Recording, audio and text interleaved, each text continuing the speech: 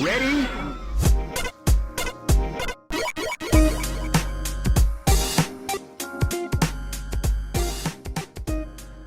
Hello and welcome to Rhythm and Pixels, a video game music podcast. We are your hosts. My name is Rob Nichols. And I'm Furniss. And every week we listen to great video game music from all consoles and all generations, but this is a very special episode, Purnell. That's right. Did you remember? We have Gary Coleman. Actually, that's actually in Bart's. Rest in peace, Gary Coleman. We actually have Elizabeth Berkley from Saved by the Bell on the show. It's a Saved by the Bell! Oh, actually, that would have been awesome if she was on the show. But we don't have Elizabeth Berkley. It's special for a whole nother reason. No, this is a very special episode. This is our 5th podcast anniversary. Things that no one ever see coming up, and then bam! Next thing you know, it's the silver year, or whatever they call it. I don't know. I don't know, 5 years. So I got you a gift. Is it silver? No. Oh. Did you get me a gift? No, I'm cheap. No, so what we're doing, this is a very different episode. What we're going to have is we're going to go back and look at our whole year of shows, not including the last podcast anniversary, not including any mixtapes. And also not including the listeners' favorites of last year, too. Right, yeah, because we did that, because we had our 200th episode. We did a lot. We have a lot to actually look back on for this year, but we're going to pick our top 5. Our top 5. Everything else sucks. That's not true. This was really difficult to do. Every episode we listen to, we pick a theme, and then we each pick 3 songs, and then we pick 4 songs? We went with 5. So every week we pick 3 songs. Oh, you mean every week? We pick 3 songs and a bonus, but this time we chose 5 tracks. Right, and a bonus, which is usually a remix or arrangement, but this week is different. It's going to be 5 of our top tracks out of everything that we've played on our show. And again, it's very difficult. And I totally did that thing that I do where I'm like, I'll just put it off, and put it off, and put it off. And then I gave myself like an hour or 2 before the actual episode, and I was like, crap, I'm running behind. So I'm going down the list like, that says that. And I'm like, crap, I picked that. This looks cool. Crap, I picked that.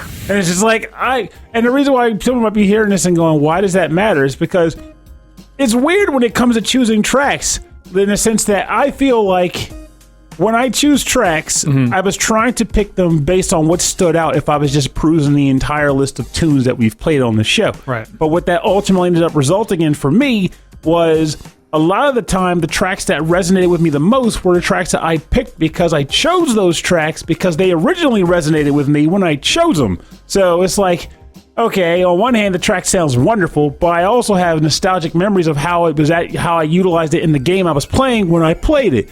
Hence why it sticks out so much. There was a few exceptions to that, but for the most part, I was like, yep, oh, I know that one. Oh, yep, that's the one. And it made it very challenging. Meanwhile, Rob did something different. Rob's like, I came over here expecting Rob to be like, yep, all my tracks were mine, just like you, Purnell. Okay, all right, I will tell you this. I picked 8. I ended up on 8, and so then I picked my top 5 out of that. And this is the alarm, meaning that I have bread in the oven I have to go take out. All right. Bread Master Nichols. You should at least... Oh, there you go. Yeah. Okay, I'm back now. I took the bread out of the oven, and it's good. And it's very good. Van Johnson good? It's a sourdough good. Oh, not Van Johnson good, then what is it? You know, we've done this show so long, and you've said Van Johnson a number of times. That's right. I'll always say it. It's my thing. I know Van Damme. It came up on the... I know Van Houten. But Van Johnson. I don't know Van Johnson. I only know Van Johnson because one day I did acknowledge that I say Van Johnson good a lot. Simpsons reference, by the way. Yeah. But I had no idea who Van Johnson was. So I had to one day look it up. He was apparently an actor from like the 60s. And the reason why it was relevant was because Mickey Rooney was the one who said Van Johnson good. Oh, is he good? Is he Van Johnson good? Okay, I got you now. I say it all the time. Oh my God. Mystery solved. There it is. I didn't know that. Anyway, so I don't know. We also have a quiz during the show. Oh, did you end up going with it? Chris Murray sent me a nice quiz. It's a dangerous quiz. It's a dangerous quiz. I'll give you a little preview. This is Trails of Cold Steel characters. Are they real or are they not? Okay, I can work with some of this. Because I was like, it's odd how the ease and for that by that extension, all those Falcon games were things that I actually put Chris Murray onto, and now he has well eclipsed me on playing them. So like I would say he officially knows more about Trails of Cold Steel than I do by far. So that makes this a much more hilarious. Where he's like, I'm gonna quiz Trails, see how we do. Like, rip. I know that they have swords. One guy uses a gun. A lot of them are going to fight with swords. Mm-hmm. So you're going to have to figure out the context clues on these names, which look bizarre to me. Are you asking the question now, or are you? Oh, no, we'll do them later. Them later. And then for our listeners, if you go to our website, rhythmandpixels.com, we're going to have a special offer on T-shirts, so you can get them a much discounted price. Nice. I decided that just now. I hope that's okay, Pernell. Why would it do? No, of course it's fine. Yeah, so go to the website and then click merch at the top of the page, and you can check out our cool T-shirts there. And also you can click on Blueberry Podcasting, who is our podcast host and now our sponsor. So if you go to rhythmandpixels.com/podcast and click there, you get 1 month free hosting and statistics that you don't get anywhere else. So there's a reason why like our podcast downloads like in an instant, and it's because of Blueberry. And also, we know exactly who you are, where you live, and why you like us. Well, let's not go nuts. I don't know what street. No, you don't. Your ears. We know regions. That's about the gist of it. We know regions. We just know downloads. But yeah, you don't get that anywhere else. So it's blueberry.com. Just take out the E's, and you got Blueberry minus the E's. Oh, E's. Oh, mercy. That's a terrible segue, but I like it nonetheless. So this was the year. This was a year of show. Obviously, this is something that may well end up happening on the actual like 220 year of 2020 wrap up thing too. Mm-hmm. But for the sake of this podcast anniversary, things that have happened. I know I have now 75 physical Switch games. Yes. I'm still at 250, between 255 and 260 pounds. I can't break that plateau, but I've consistently continued to work out. Yeah, I'm really proud of you for doing that. We both turned 40. Let's not tell the world, but it is kind of cool in that sense because that means we technically started I guess we both would have. We started the show at 35. Yeah, 35. Man, my back still does not ache. Ha! You were expecting me to say it does, but it doesn't. Mine does because 3 years into the show, I herniated a disc. Oh yeah, and you did it while working out. That's the funniest part. Oh yeah, hilarious. Well, come on, we're just talking about backs and stuff. Oh, man. Yeah, so this year, what else happened this year? Nothing else. We've had some great guests. I think we've had Chell Wong on our show, maybe... Twice. It's only twice? Definitely twice. Feels like forever. I attempted to get freaking Dale North on the show, and I feel like I should try again, but I totally it did not happen. There's something hard about... It's one thing to be like, we got to guess. It's another thing to cement the guess. I don't know what it is about, finalizing the deal, as they call it. I have a guest coming up in the next week or next. It's next week or the week after. No, definitely the week after. And it blows my mind because you sign the deals. Well, I just said, hey, you want to do it? And he said, sure. I said, does this day work for you? And his response was, yes, thumbs up. So it could. So I'm looking forward to having him on. I don't know. He's got an album out right now. That's all I'm going to tease. He's got an album out that just came out. It's Zelda related. He's really good, and he's really German. Oh, yeah. Super German. That's what I like. I think he's German. I'm pretty sure he's German. That's cool to me. I'm hoping... That's international. International waters. Podcast Monkey waters. knife fights. We can do whatever we want for now. That's right. It's been a crazy year. So I think we're going to pick some music and then talk about those episodes, or maybe our favorite episodes. And then next week, we're going to have our Patreon special episode where we're going to have our Patreon members. And if you, the listener, would like to submit some of your favorite tracks or favorite memories of the podcast year, let us know at rhythmandpixels@hotmail.com. But on with the show, hardcore nudity. But before we move on, we should also mention that if you're hearing this, we are going to mention that outside of the show because this will come out 2 days before that episode. So we'll mention it in other places. And in addition to that, I haven't decided on it yet, but it probably will go through with it. Think about grabbing a gift card or two. More so, maybe you at least have the intention of having the gift card so that people can choose. Well, just so you can have gift cards. well, I love gift cards. You love your gift cards. But I want to give gift cards to people who listen to the show. Oh, I see. How about As in, like, have a little giveaway, but not buy them immediately, because if I do console credit, it needs to be a console they have. Right. Or if it's a store credit, I want to be like, here's some Target money. You're like, we don't have Target in the UK. We have Bullseye. I'm like, well, crap, I didn't get Bullseye credit. So it's better to just hold off until I know what they have and then select it that way. Oh, man. All right, so let's begin. So we have a lot to look forward to this year. I want to do more streaming. Could it be that the podcast ends and we become full-time Twitch streamers? I would say no. Like, I don't even know how Twitch streamers stream like they do. Like, I have friends who regularly will say, okay, today I'm going to get online and I'm going to stream Mega Man, or I'm going to stream Hades, or I'm going to stream Dragon Warrior. And I'm sitting there thinking, one,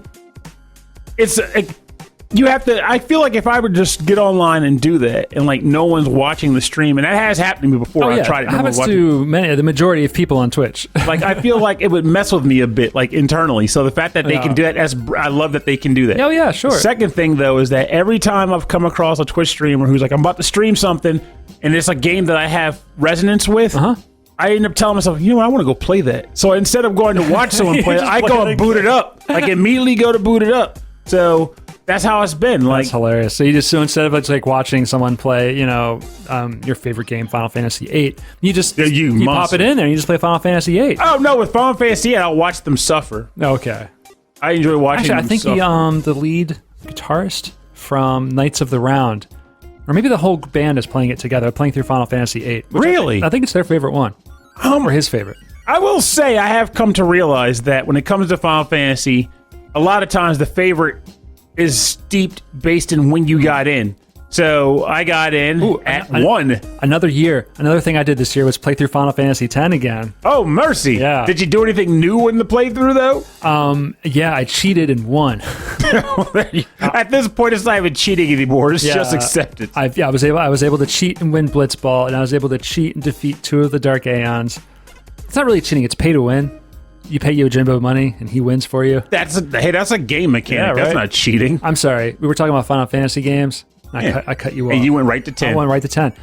I was saying, I feel like the favorite generally is based around when you came into the picture. Like, I started at 1, so for me, the heyday was Super Nintendo, and after that, even though technology advanced and the games technologically were better, my feelings stuck with the 16-bit era, which is why my favorites are nestled in there. Right. I know a lot of people who got into Final Fantasy at 7, so then 7 or 8 tends to be their favorite. Yeah, a lot of people did.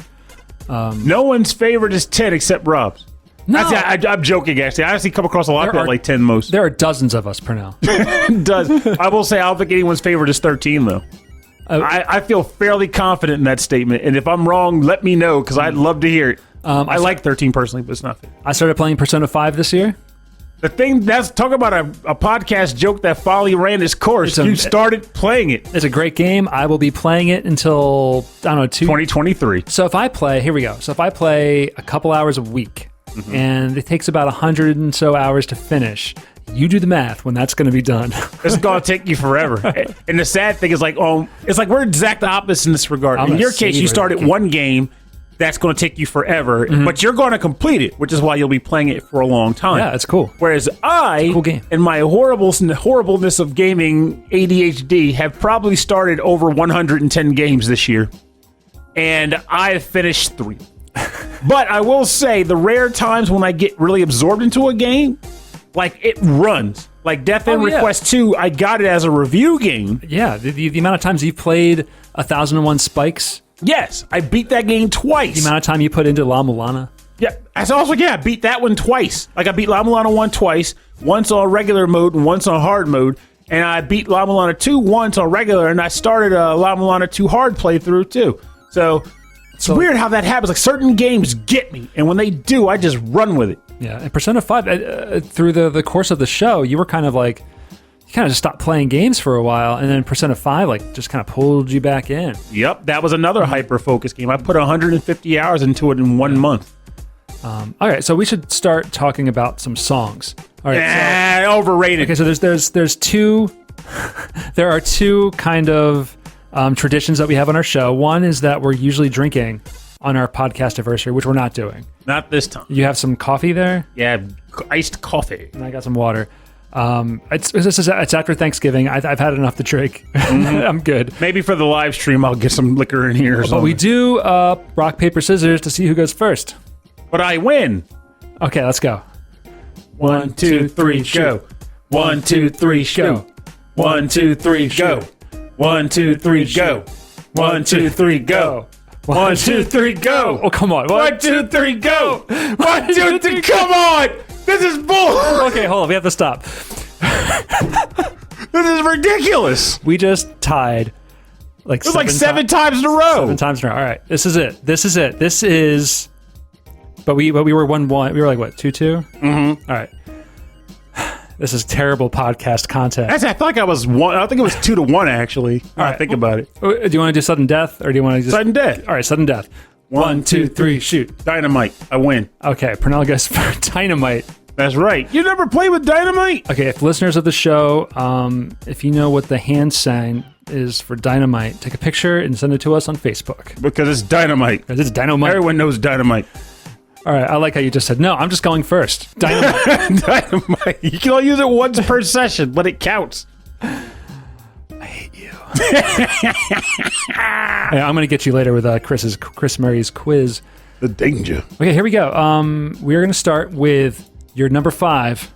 Oh, I don't even have them in order. Let's be honest here. It was hard enough. Okay, so you just picking tracks. Okay, this is your first track. Just going to say my first track, and I figured I'd get the one that I actually know for a fact out of the way, because I've been saying I was going to choose it since I played it on the show, and that stands the reason to be true. That is Bart Goes Downtown from the Simpsons Hit and Run game, composed by Marc Baril, Jeff Tymoschuk, and Allan Levy.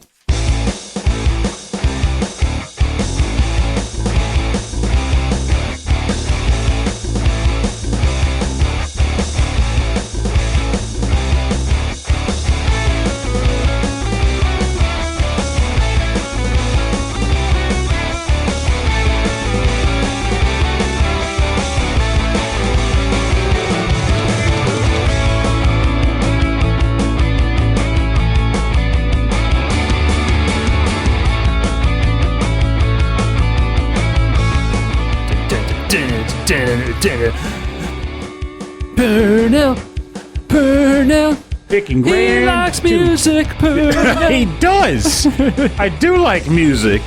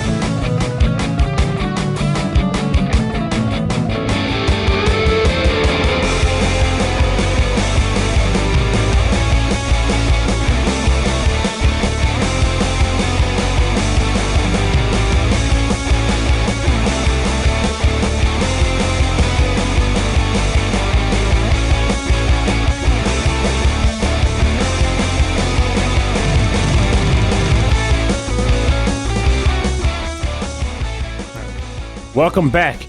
You were listening to Bart Goes Downtown from the Simpsons Hit and Run game.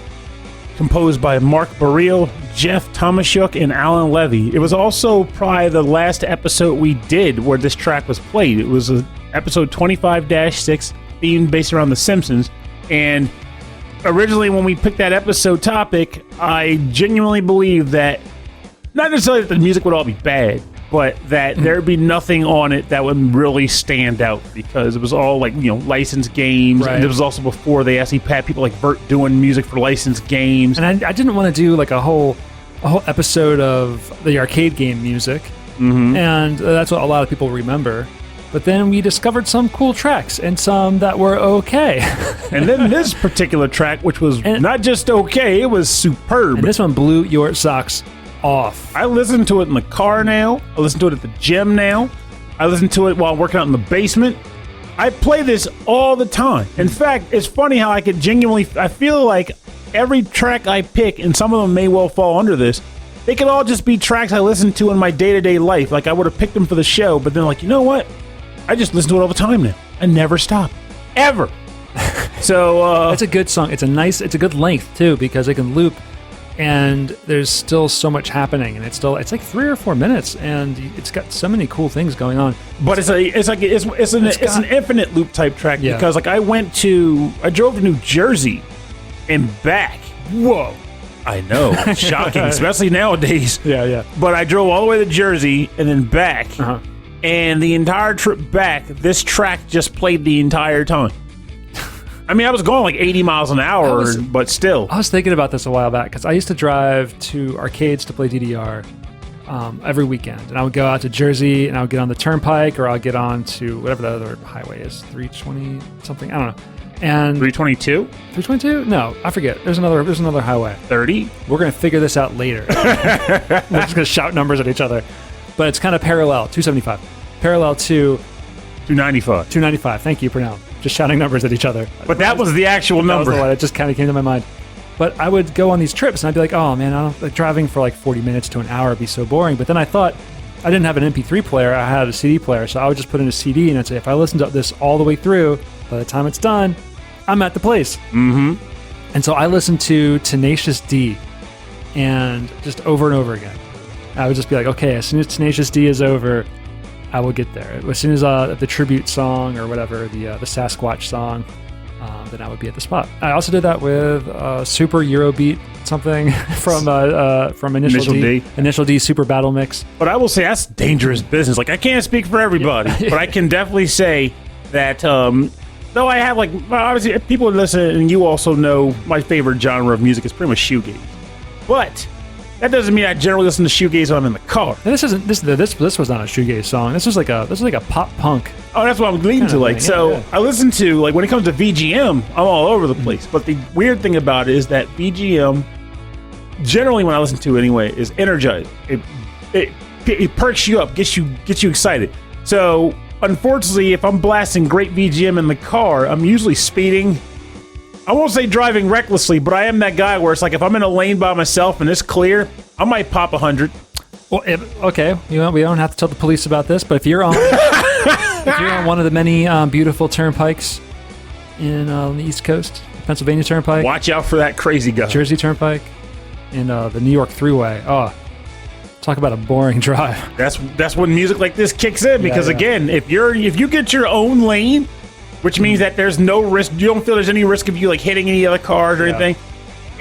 Like my old truck, for example, I used to drive a Blazer, 98 Blazer, old car. And if I got to so much as 80 miles an hour, it would start to shake and rattle like it was about to fall apart. It could not hold it. But once I got my current car, it was designed to go like 150, 160 miles an hour. I remember you couldn't believe it. You were like, wait a minute, Rob, I'm driving way too fast. And I didn't even notice it. It just went up like, whoa, this is crazy. So now, this stuff is easy for me. Like if I'm not paying attention and the music hits just right and the lane is open, I will easily crack insane speeds. Mm-hmm. And then just be glad that a cop didn't see me do it when I realize how fast I'm going. Fast and Furious starring Purnell, Milquetoast Vaughn, and Van Johnson. Purnell as Van Johnson. I see that would be my. You're out there boosting cars, driving fast. My Fast and Furious name is Van Johnson. I like to drive fast and eat fast cheesesteaks. Oh yeah. Those delicious cheesesteaks. That's my jam. My current one, hot sauce and teriyaki sauce. That's the combo that a friend suggested, and it works. Oh, man. I had a ton of hot sauce last night. What did I eat? I had a burrito because I couldn't eat any more leftovers. Yeah, I needed a break. The downside to Thanksgiving. All right, so... You get tired of good food. All right, so, okay, I'm not going to flip this around. My number 5 for now. This is number 5. Oh, wait, before you choose it, number 5. Do that thing, because you were going to name off how many tracks you picked, because you were, remember you said you was like, this is how many I picked. No. All right, so I ended up with 8 tracks. Okay. 4 of them were yours. Okay. 3 of them were mine. Okay. 1 of them was a guest's. Oh, yeah. The number 1 is yours, but technically not.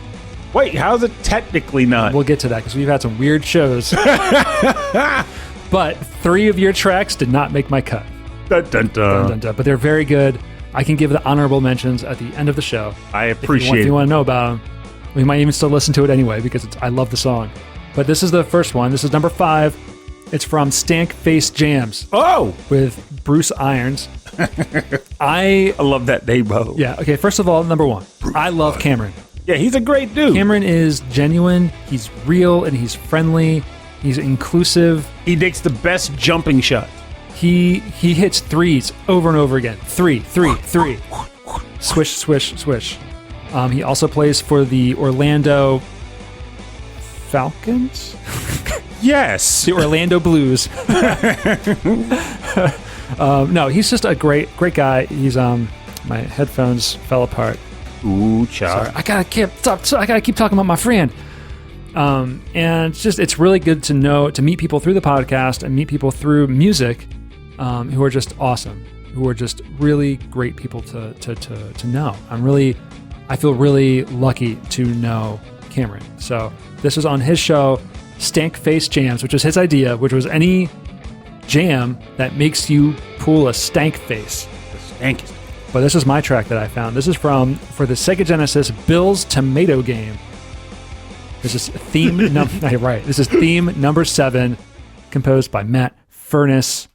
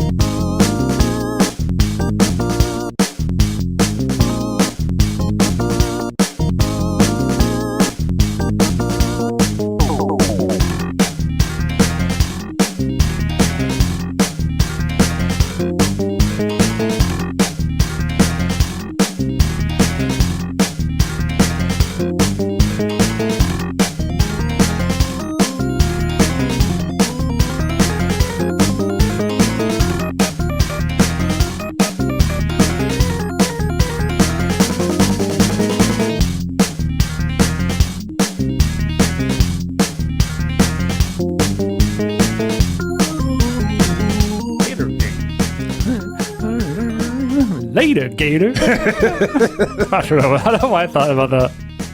It has that sound to it that makes you. It rolls with it. I love the organ. See you later.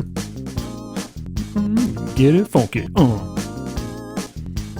Make some pasta sauce, stir it up, and put it in the bowl. Gonna mince it real good. Gonna put it in a pot and boil till it goes over. Then you'll know they got the pepper and oregano sauce. Yeah. Gonna make it feel hot now, y'all. Gonna put it in your pasta noodles. Gonna get the chewing. That's the darn. We got that topic. Great topic. We're like, oh my god, it's dinner time. All right, so this was theme number 7 from Bill's Tomato Game for the Sega Genesis, composed by Matt Furniss. All the coals. It's so good. I love this tune. It's one of my favorite episodes because we get to hang out with Cameron and we get to listen to some of the best music. Like some of our best music was on that episode, I think. I think so too. Like the thing about it is, like, it was one of those episodes where, and that's kind of what I like about when we do the show, is that we generally take topics that don't generally conform to basic genres. So we're not saying, action game. No, there's nothing wrong with it. We do that too. But we don't typically go action games, platformer. Specific to game genres. Yeah. Or even music, like sounds. But when we do like weird stuff, like this was Stank Face. He taught us what the heck Stank Face jams were. Oh, I knew. Oh, you knew? I knew. Oh, I did not. I was like, what the heck is a Stank Face jam? It's a jam so stanky. And I loved it. I was like, wait a minute, that's what this is? And I was like, time for me to look at music from a whole nother light, a whole other direction. And I came up with my own Stank Face jams. But again, it's something that I didn't know about it until we had the topic for it. And then I had to dive in with that mindset. And fantastic tunes were selected by all of us. And we all learned a valuable lesson that day. We did.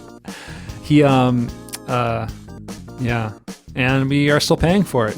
Honestly, this studio still smells like this jam. That's right. Rotten Tomatoes. I have no claim, no complaints. This track has got the drums, it's got the bass, it's got the funky organ, it's got these crazy synthesizer stabs, that boo-doo, the boo-doo. It's just everything about this track is so radical. Dude. Radical. It is amazing. What would you call it? Gnarly?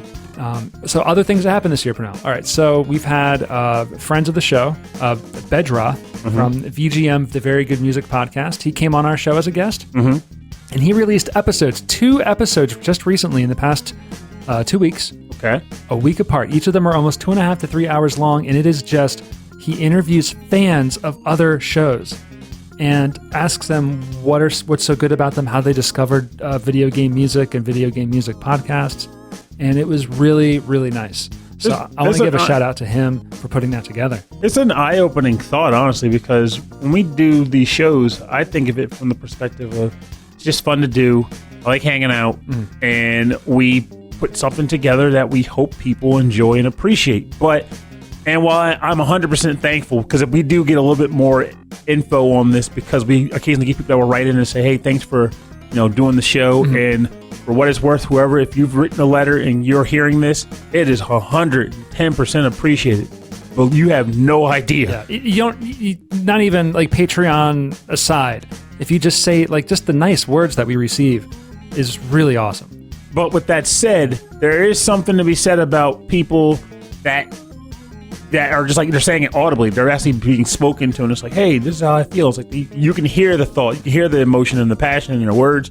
It's a nice thought, and it does go to show that these VGM podcasts, they are hobbies, but it doesn't stop at a hobby. It actually does resonate with people in a way that hits them emotionally. It's a good thing. Yeah, and the music to us, it's emotional, right? Oh, for me, it definitely is. And I just like doing it. There's so many podcasts where there's comedians doing improv, and it's just come on. But we don't. We break it up with music every once in a while. Yeah, I'm about to say I'm glad you did that, because I was like, wait a minute. We admittedly get stupid goofy on here. There's no denying that trip. Yeah, but we put music in between it. Also, another big shout out is to our listener friend and another podcaster, The Last Rican. And so he started a new show called the VGM Fight Club, in which, for the record, I still contest that result. Okay, here we go.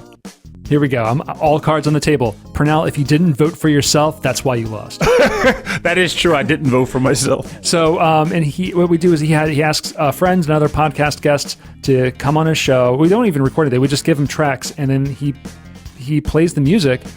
He talks a little bit about the guests, and he plays the music, and then on his Discord, he has people vote on their favorite tracks, and then it's like a title match. The champion has to go on to the next episode. And I gotta say, what he did there, I personally feel is amazing, because it's cool.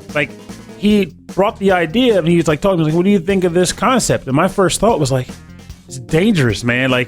Because dangerous. Well, I say because I was concerned. I was like, you'll do these episodes and you'll look to listeners to vote. Yeah. But if no one votes, it's going to hurt the show. But the thing is, he was like, you know what? I'm going to do it because this is what I want to do. I believe in the idea, and he ran with it. I'm so glad. And the thing about it is it's great. And it's working. So check that out. A lot of the newer podcasts, his stuff is on Anchor.fm,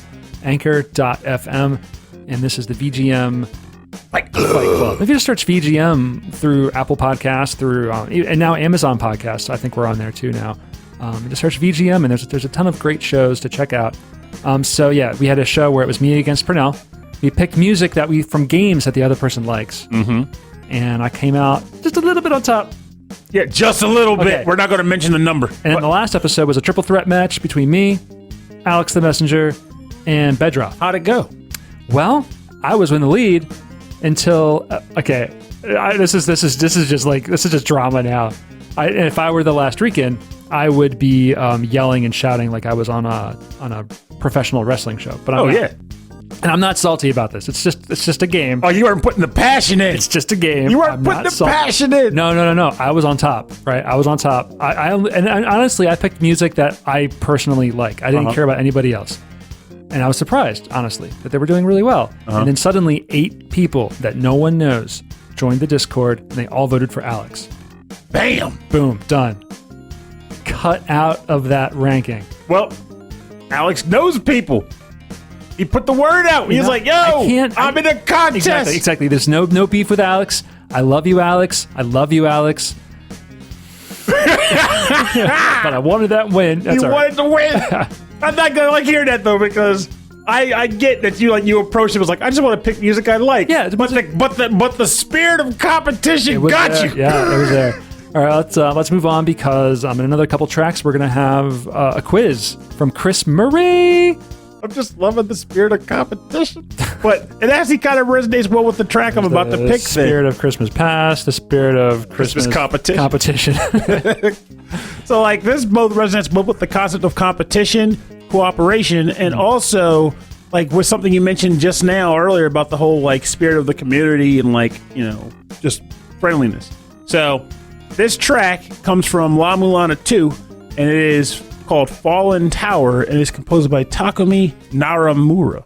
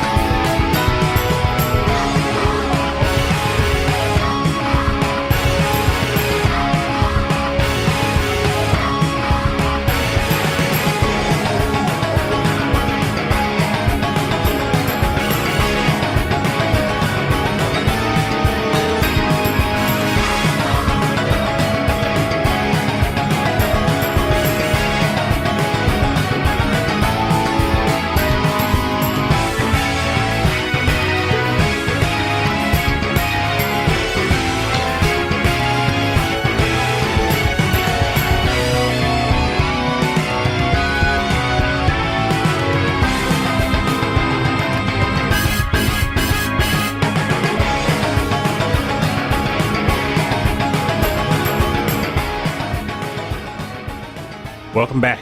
You're listening to Fallen Tower in the game La-Mulana 2, composed by Takumi Naramura, and this track was actually featured on episode 22-8 La-Mulana with Carlos, aka Kung Fu Carlito of the Heroes 3 podcast.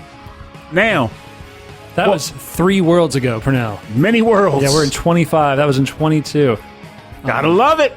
This is a great track. It's got so much energy. Yes.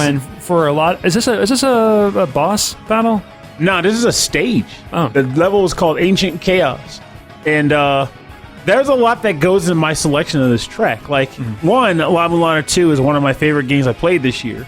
It's one of the only games I completed this year.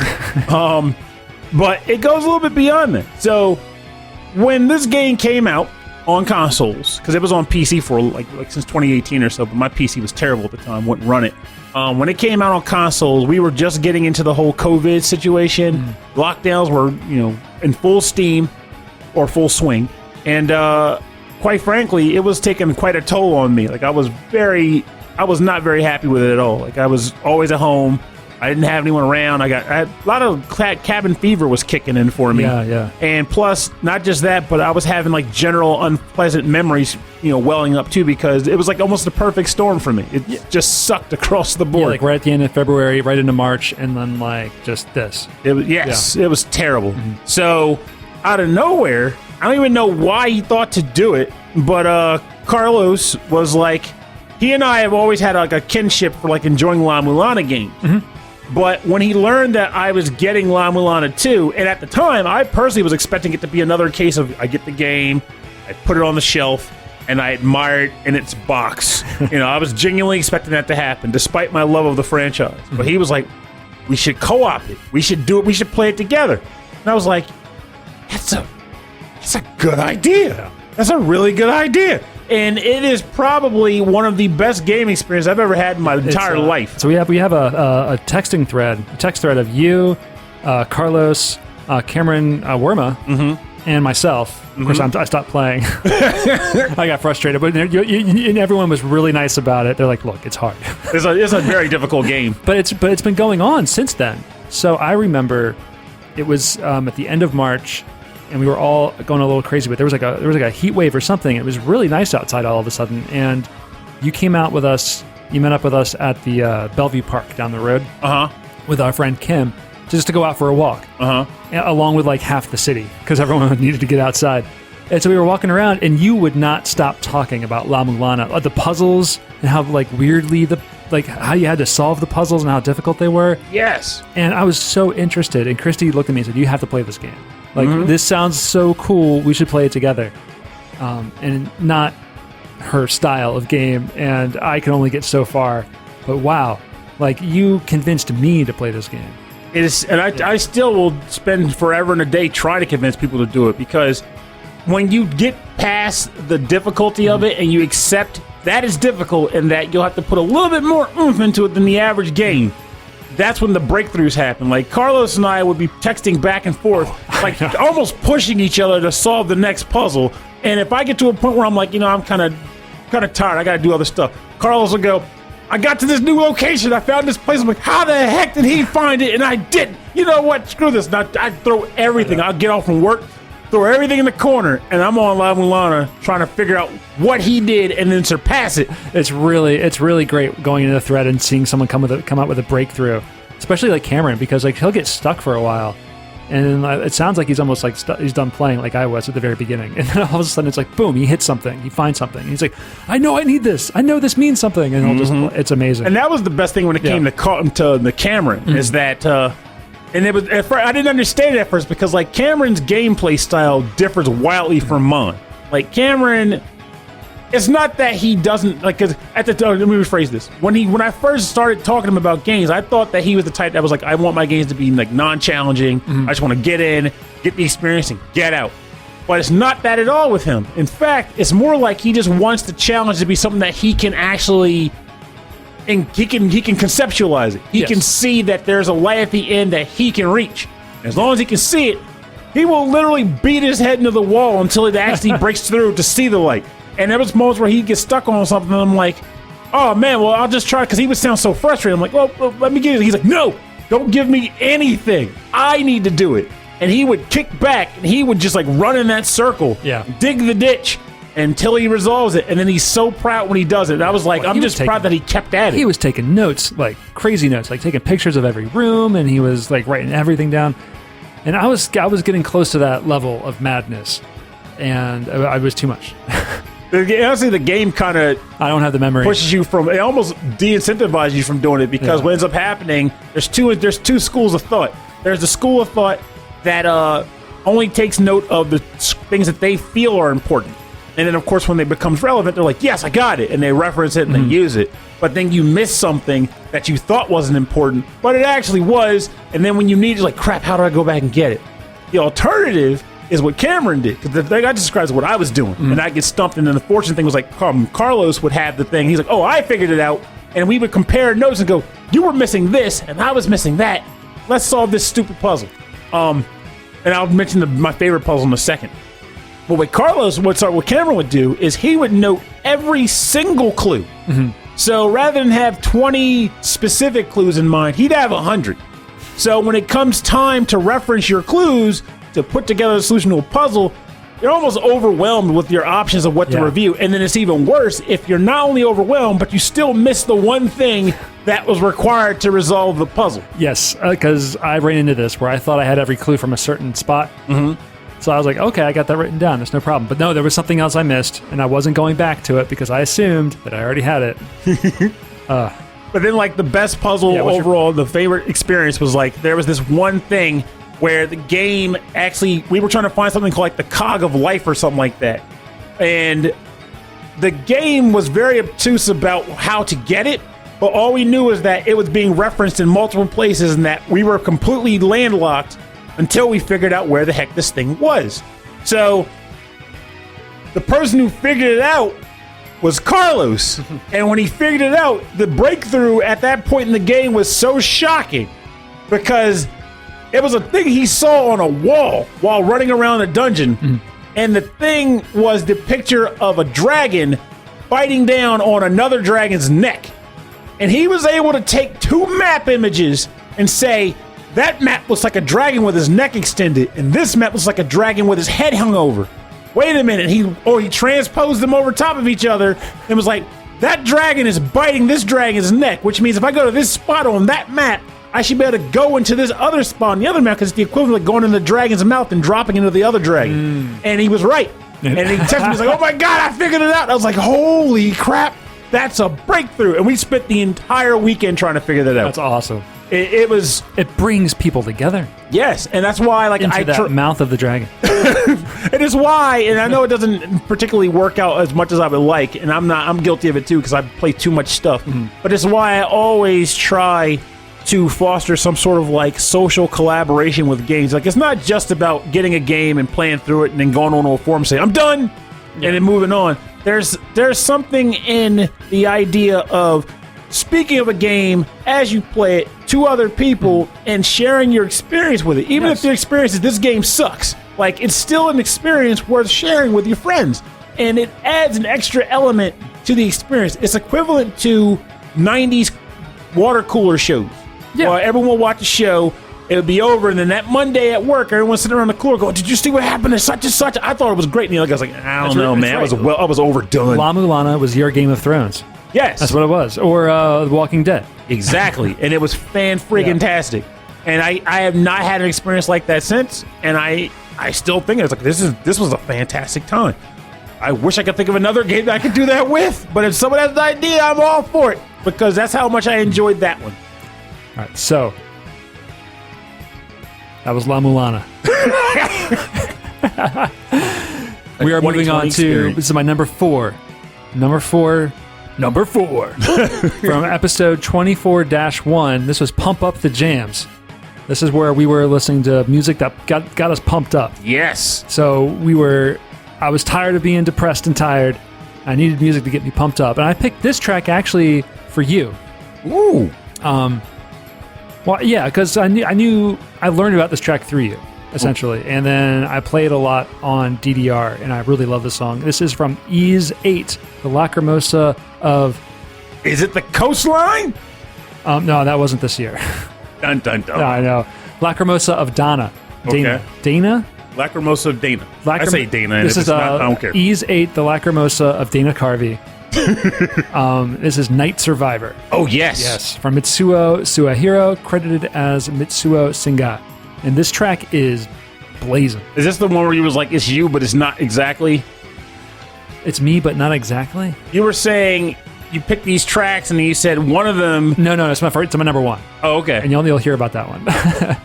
But I picked this one because I know you liked it too. But this is Night Survivor from Ys 8 by Mitsuo Singa. Yes.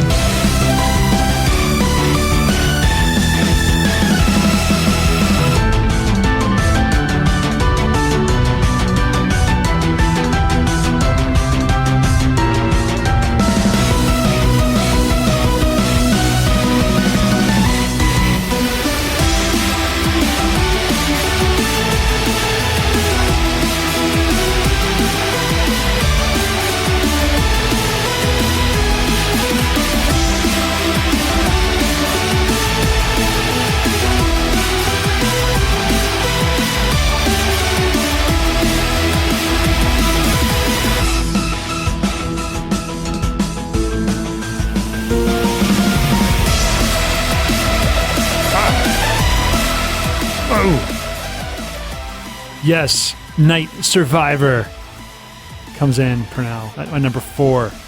I love how you have yours in a very particular order, and I'm just like, here's good music. If this is my number 4, can you believe what number 3 is going to be? It's going to be Night Killer. And night, you survive the night. It's going to be Morning Survivor. Morning Survivor. That was me after Thanksgiving. Oh, after mercy. eating way too much. That was the Morning Survivor. Thanksgiving is a freaking. I will say though, like I don't know what's happening to me. Like I could barely eat anything these days. Like, well, I can if it's salty, the usual stuff that people eat. They just infinite dining. But if it's food that can actually fill you up, I fall apart quickly now. I remember the days I could eat like 17 slices of pizza. We used to work together at TransUnion, and we would order like the meat lovers. This is before I was vegetarian. There's giant meat lovers pizzas from Cafe Riviera. That's right. At the mall, and we would just split those things. That's right. Oh. Nowadays, No, I can't do that. I'll admit I can still probably come close. Not to eating the whole one, but like a half maybe. Like I'll order a pizza, and I'll eat like a quarter of it. And then like maybe 30 minutes later, maybe another quarter of it, and I'll put the other half in the fridge for dinner. Whereas back in the day, that whole pizza was my dinner. No, last night I had a burrito from, what's that place? El Diablo. The El Diablo. El Diablo is a cool chain in Wilmington, Delaware, and they are so big. Those things are enormous, but they're all fresh ingredients, and it's all handmade. It's really great.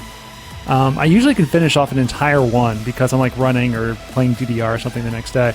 And no, I couldn't do it. I just split it in half and said, I'm not even going to bother. I'm not going to feel bad about it. I'm going to have it the next day. I will say there are some benefits though to the not eating as much anymore. And that is, well, aside from my stomach may be shrinking. Saving some money. And no, quite the contrary. Well, yes, that is true. Because I would have a lot and then split it. But like, that means unless I'm being on the value conscious side, I'm not as particular on quantity with my money, as long as it's very good. A recent debacle that came up recently was a huge debate on cheesesteaks. So for folks not familiar with this region, Philadelphia is what people like to consider as the home of cheesesteaks. And I don't doubt that to some respects. I've been to the Midwest. They call them steak sandwiches, and they're abominations. Okay, they're not cheesesteaks. They also call they also call what they call pizza in Chicago. That ain't pizza. It's a pie. That's a pie. It's a delicious pie, but it's a pie. That's a pie. And you want to get slices of pizza.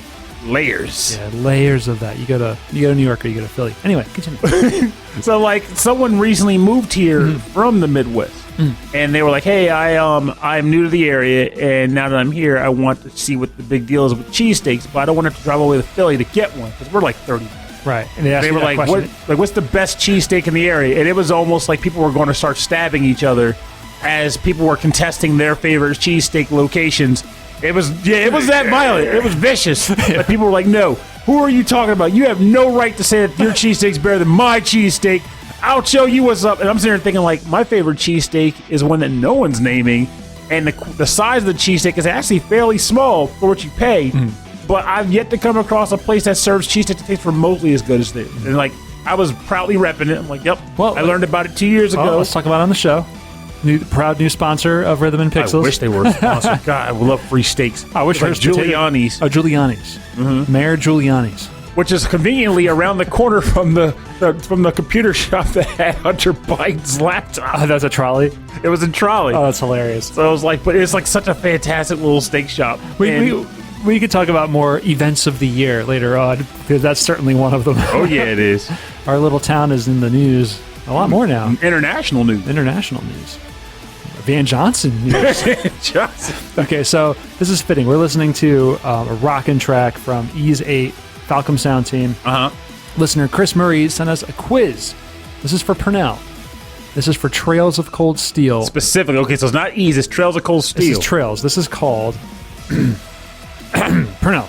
Now let me cover my butt here. Before we even get started, if it's about Trails of Cold Steel, I haven't beaten the third. I haven't beaten the second, third, or fourth, but I'm in the middle of the second one. All right, so he says, Trails of Cold Steel characters, real or not. The challenge is to identify which characters are truly from the series or expanded Erebonian lore. Okay, and I actually know what that means. Or not. If in the event they have an obvious nickname or handle, that will be called out. See example. Okay. Reminder that these can be playable NPCs or from the expansive lore of the country. And for putting in perspective for folks who aren't familiar, The lore in this franchise is absurdly large. Like, Yes. there aren't... No, I can't think of another RPG series that isn't maybe like Skyrim that is as expansive as this. Actually, I'm going to change the music right now. We're going to listen to Vantage Masters, Oh, good choice. which was my number 6, Oh, okay. because you picked that one. Okay. But for now, you're going to listen to the clicking of my mouse. Clicky clacky. Here we go. Okay, we've got an example from Chris. Okay. So his example is, I can pull it up. Reen Schwartzer, aka the Ashen Chevalier. Okay. Which is funny because that goes to show you where I'm at. I know of that, but not from in the game because I haven't gotten that far, but I know of it. Okay, so he's real. He's real. So if there's like an AKA or something, he includes it, and he is the main character of the Trails of Cold Steel series. Yes. So you know of him I knew Rain Schwarzer. because he's the main character. Schwarzer. So you just didn't know the main character. No, I didn't know of the Ashen Chevalier specifically within the game because I know of it, but as you know, to the back, I do know it because I did start Trails of Cold Steel 3. So this is going to be a quiz and a whole load of spoilers for Purnell. No, not really. Not really. I'll be fine. And I'm sorry, I'm coming down with a bit of a cold here. The sniffles. The sniffles. All right, first one, number 1. Wallet. Okay, there's 10 of these. And he's going to name, it's just one name and I got to know if it's real or not. Yes. Okay. Wallace Bardius. Wow, I already want to say no, but I bet it's an NPC. Wallace Bardius. I want to say no. Okay, he is real. Is he an NPC? The commander of the provincial garrison of the High Arms family, originally from the Nord Highlands. Oh my God! See, this is going to be wild. Wallace Bardius. There's a lot of names. I told you, it's an expansive universe. Part of this is going to be me trying to pronounce these things. Here we go. Claude Von Regen. That one's real. He is not real. Oh, this is Or she is not terrible. real. Leader of the Golden Deer House in Fire Emblem 3 Houses. Oh, wow. So he chose real names from other games. Apparently he is. He's slick. I don't know any of these. All right, here we go. Number 3. Okay. Stefan Urkel. No. Oh, God, no. That was it. Totally real. Tio Plato. Okay, that one's real. Yes, he is real.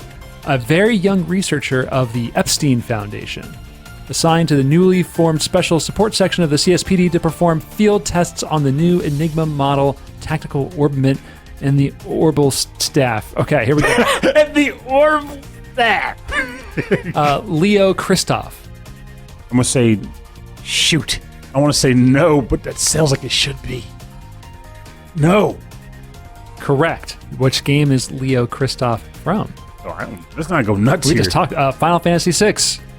Oh, that's his last. That was General Leo's last name? One of the 3 top generals of the Empire, the others being Celes and Kefka. I never knew his last name.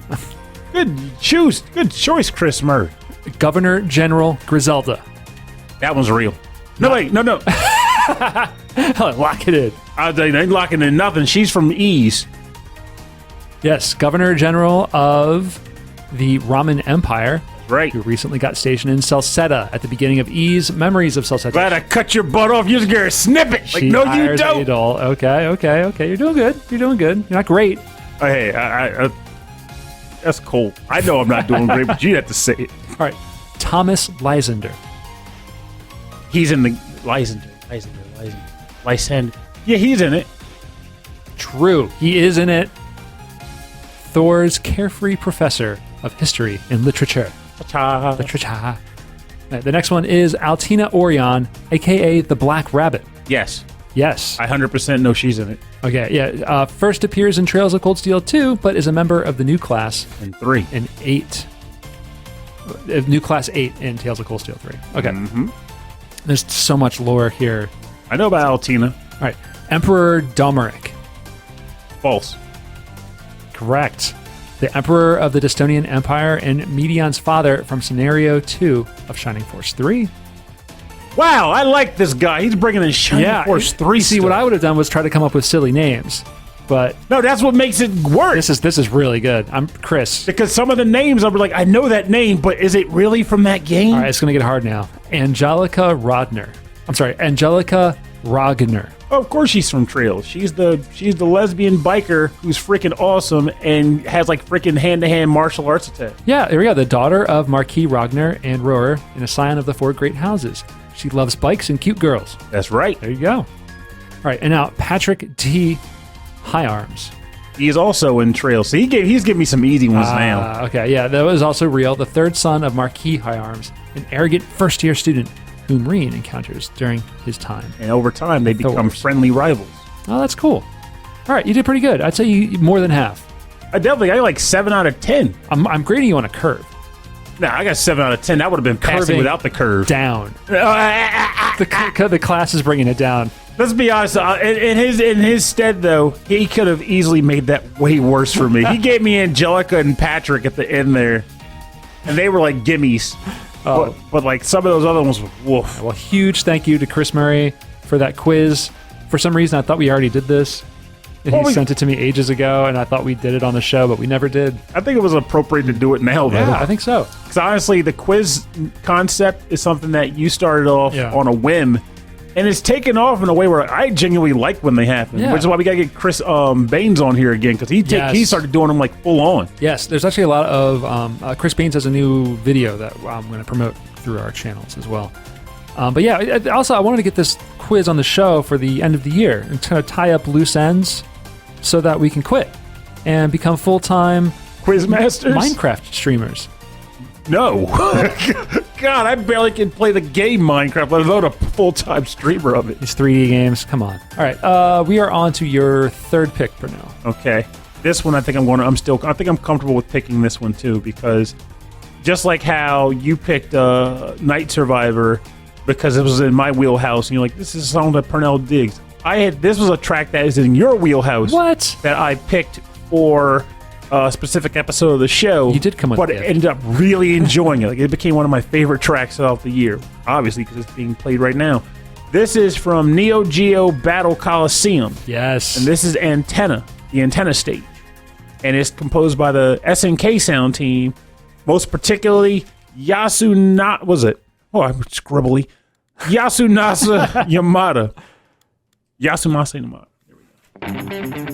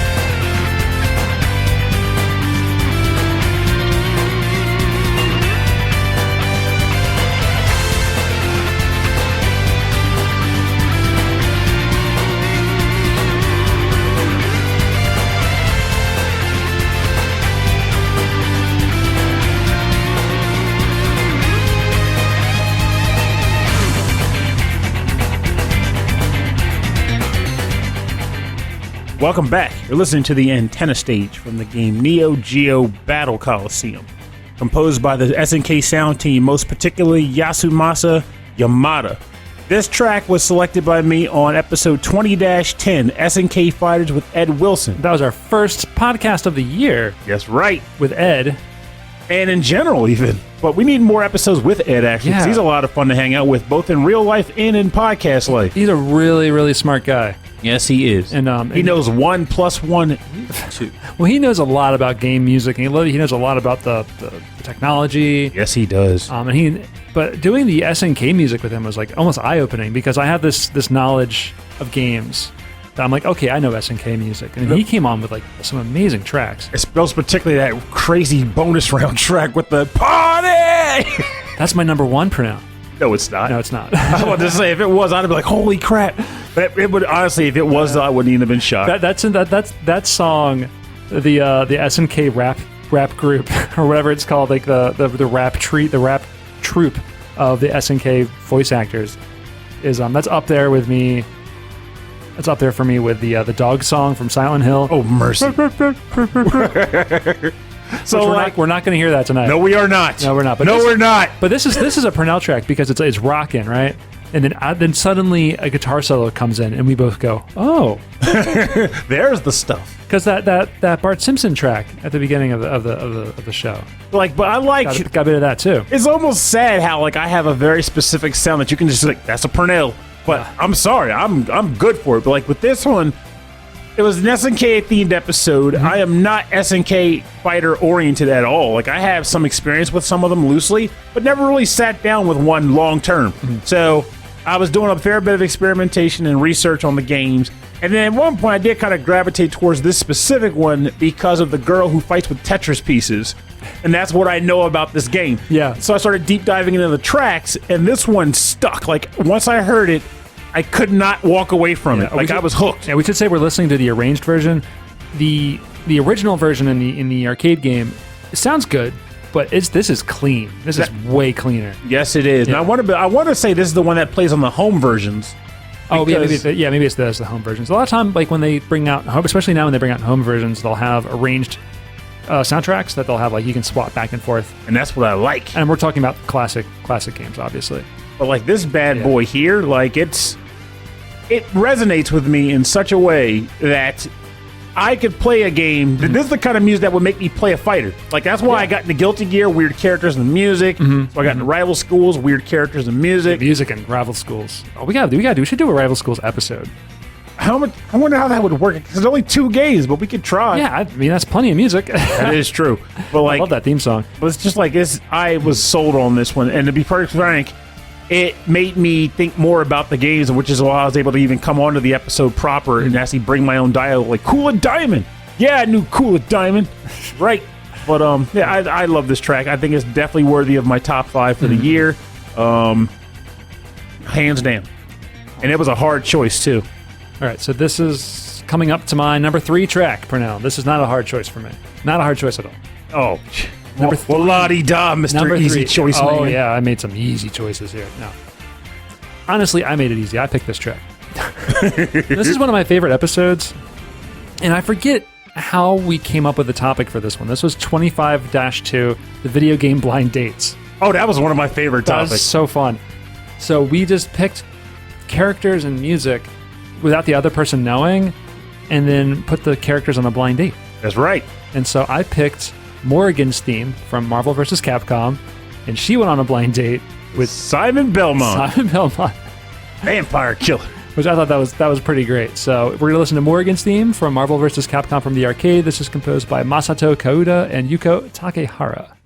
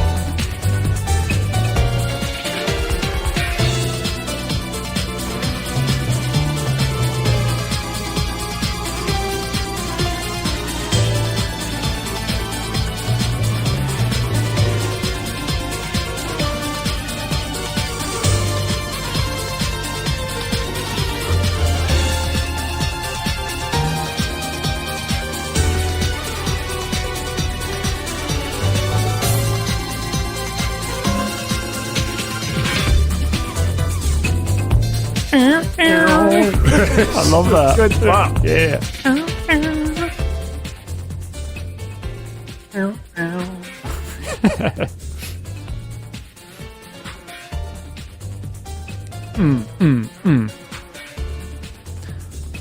Really hammers it home.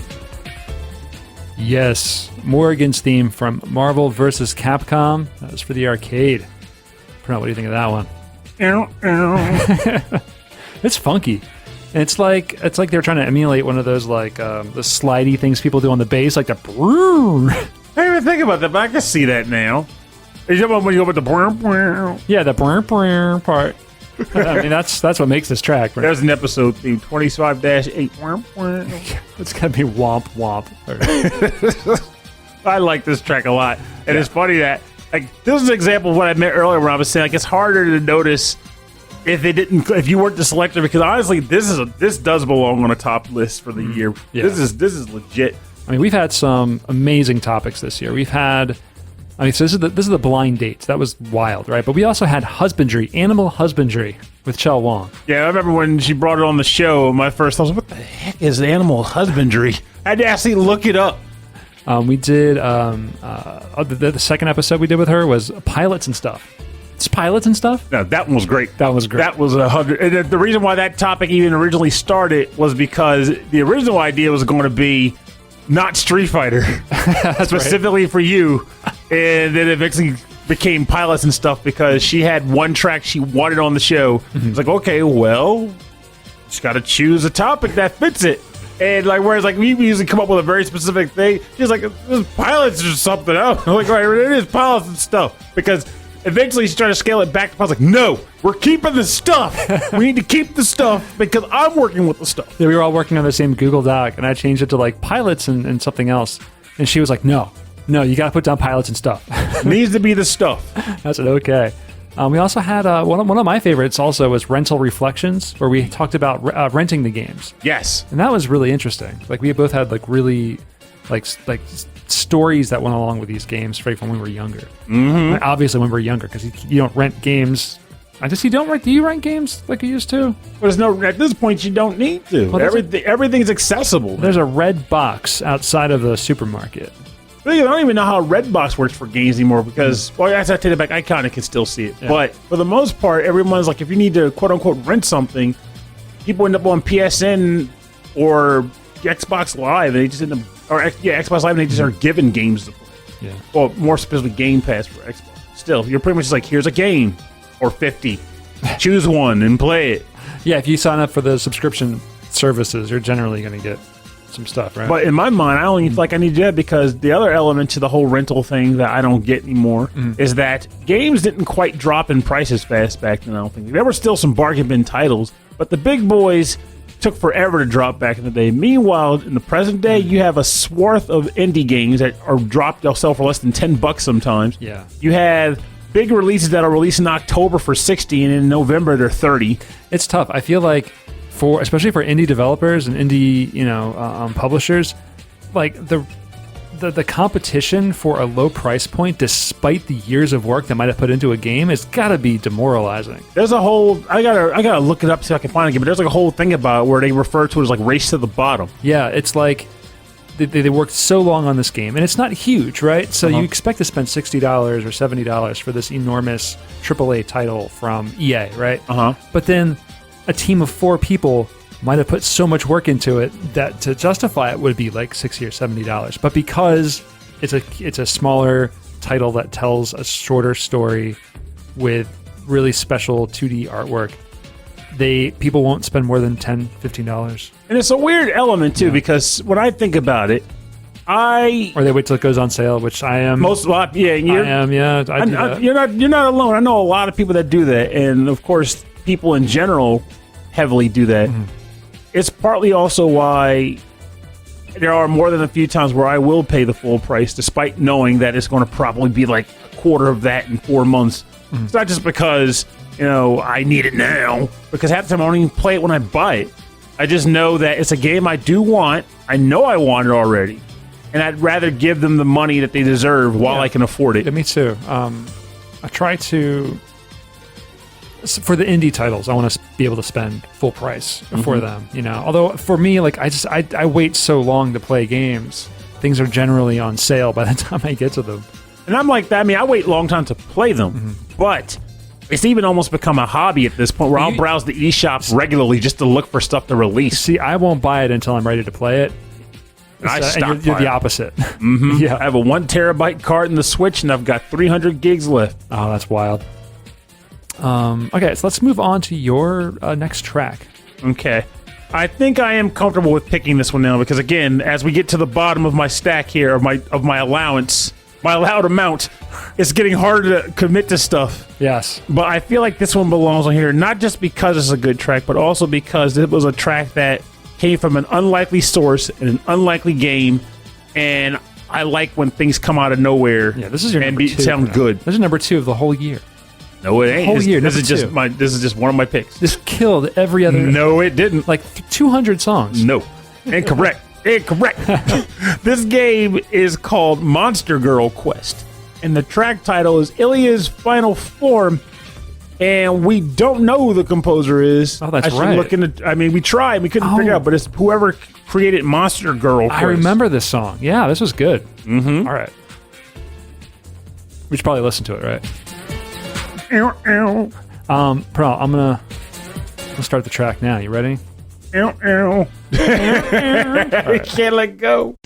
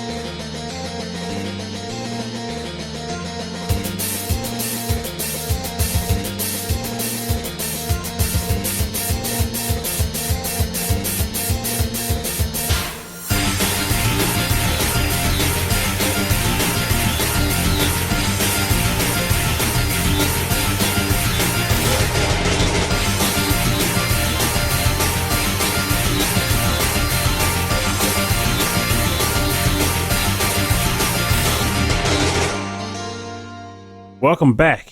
You are listening to Illias' Final Form from the game Monster Girl Quest, composed by I have no idea. I try to find it every once in a while. We try to find it when the episode actually happened. I tried to find it one other time throughout the year, and I tried to find it just now. Closest I got was I searched for Monster Girl Quest through Google without going on any particular sites. They gave me Hayato Matsuo, but based on the Wikipedia, I don't think it's the same person. Right. So how old is this game then? Like, this is a newer title? I think it's actually fairly old. I would wager it's fairly old.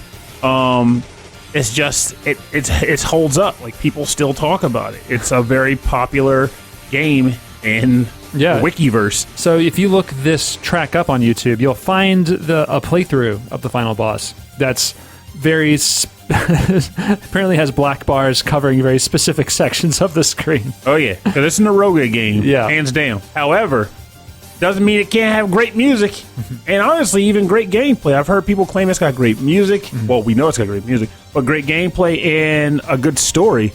And this actually came from listener Chris Murray on episode 24-3, listener wildcards, and even he was like, you know, this one came out of nowhere for me. I loved it so much that I thought I had to get it on the show, and once he did, is all she wrote. Yeah, and that's what I love about our Patreon episodes, is that we can have listeners write in and find music that we wouldn't normally think of, or it's like another like a hook in the water. Exactly. Yeah, another line in the water. So, and honestly, don't be shocked if somewhere down the line it's like, you know what, I finally sat down and played this darn game, and it does work. I don't know. We'll see.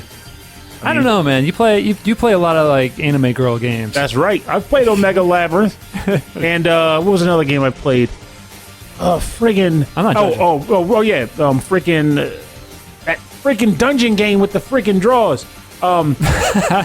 Whatever, it's Labyrinth something. But I watched Moiro Crystal. There we go. Mario Crystal. I watched a gameplay playthrough from the Game Grumps. They did Pantsu Hunter or Pansy Hunter on the Nintendo Switch. Wait, is that the game where it's like a visual novel type game? Yeah. Yeah, I played that. But it's also like a search and find. I had to review that one, and it was an interesting review. Yes.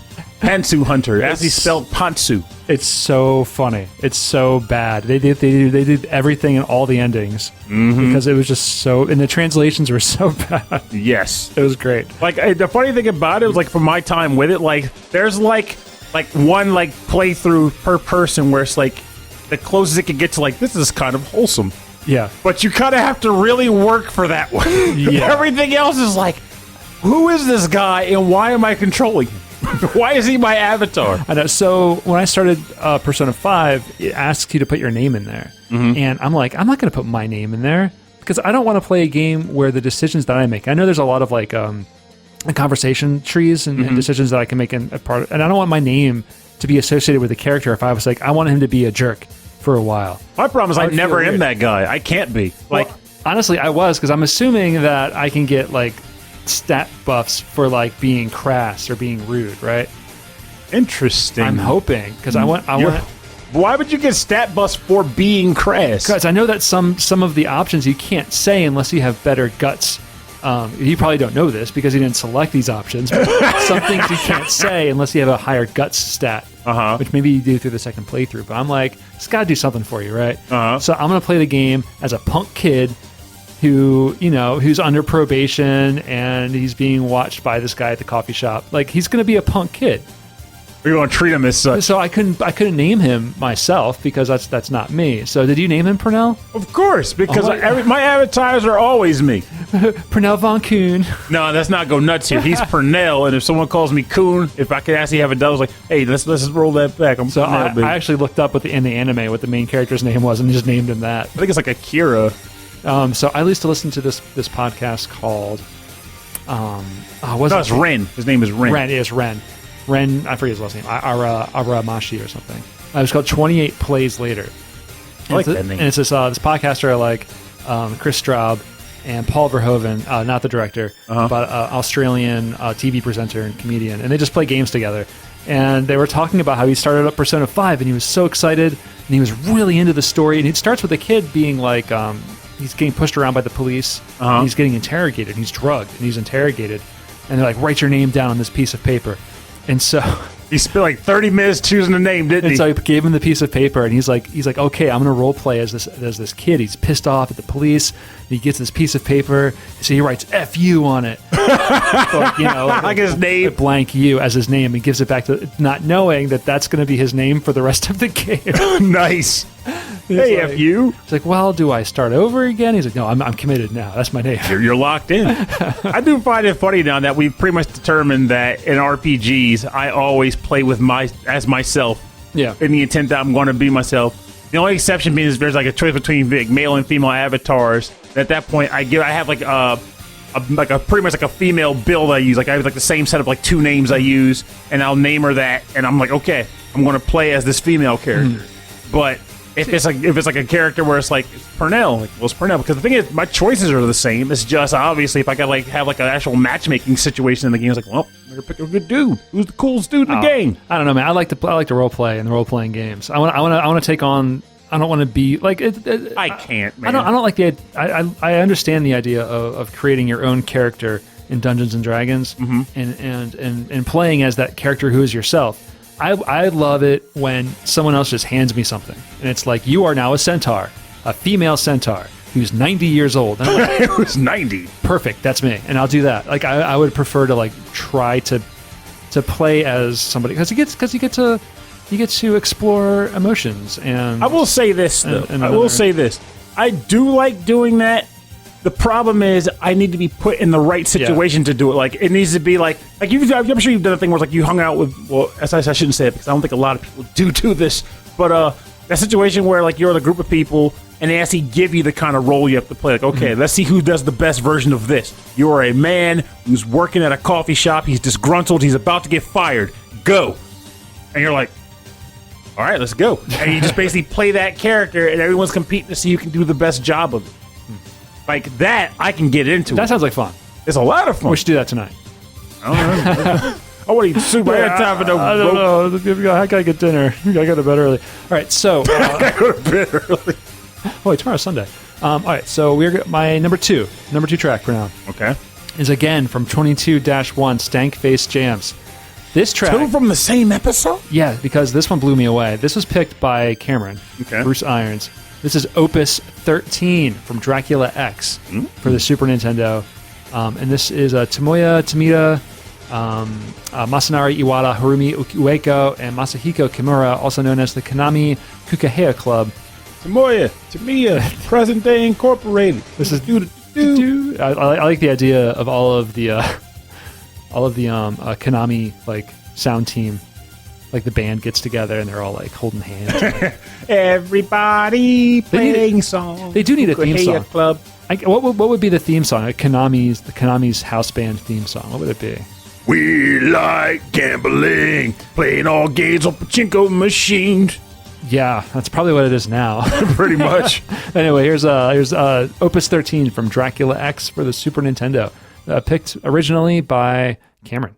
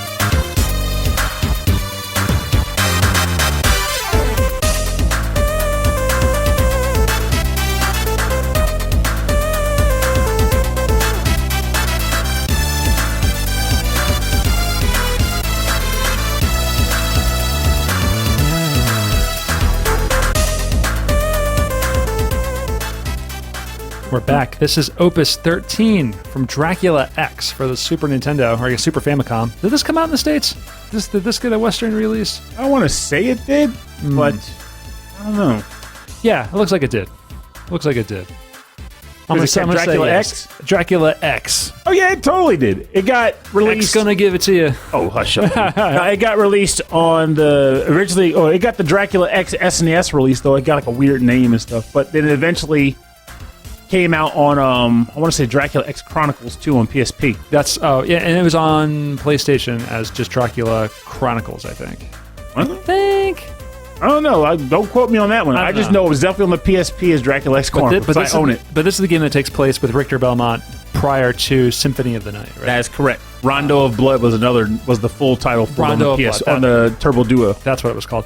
So, and if you'd like to know more about Symphony of the Night, check out Chris Bain's music on YouTube. He did a deep dive on the creation, the history, the story of Castlevania Symphony of the Night. And the best thing about it, though, very good. It was not just like in depth with information, but it was entertaining to watch too. Like I was listening to it and going, I don't feel, I'm not trailing off. I'm not losing it. I'm not losing focus. I'm genuinely listening to and hearing what he has to say. And I'm going to listen to this Ease one he sent out later too, because apparently there was an Ease MMO, or would have been an Ease MMO. He did another history.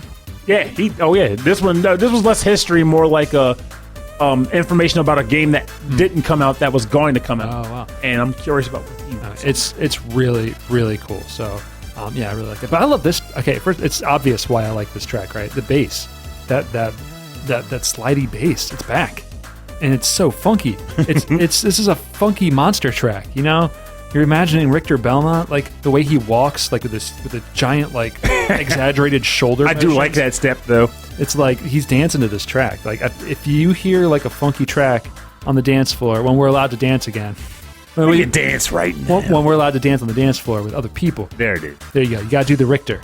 Do the Richter. Woogie, woogie, woogie. We should call it do the Belmont. Do the Rickets. But do the Belmont. There's a Simpsons reference. I've had it up here with these darn Rickets. And just come out there and just swing your shoulders all the way out. I'm doing it now. Fun fact, by the way, that episode is when I learned about what that Rickets were even a thing. Oh, really? What the heck are Rickets? I had to look it up. Like, whoa.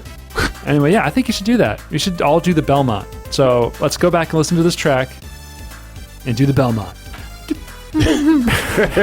Just stiff motion. Yeah, real stiff. You gotta do it real fast too. There's only 3 frames of animation. Like light speed Belmonting. Yeah, what's funny is that like you think about the animation of the NES games and the Super Nintendo games, like the walking animation, it wasn't super smooth. There's only so many frames. But then you get to Symphony of the Night and it is amazing. That is amazing artwork.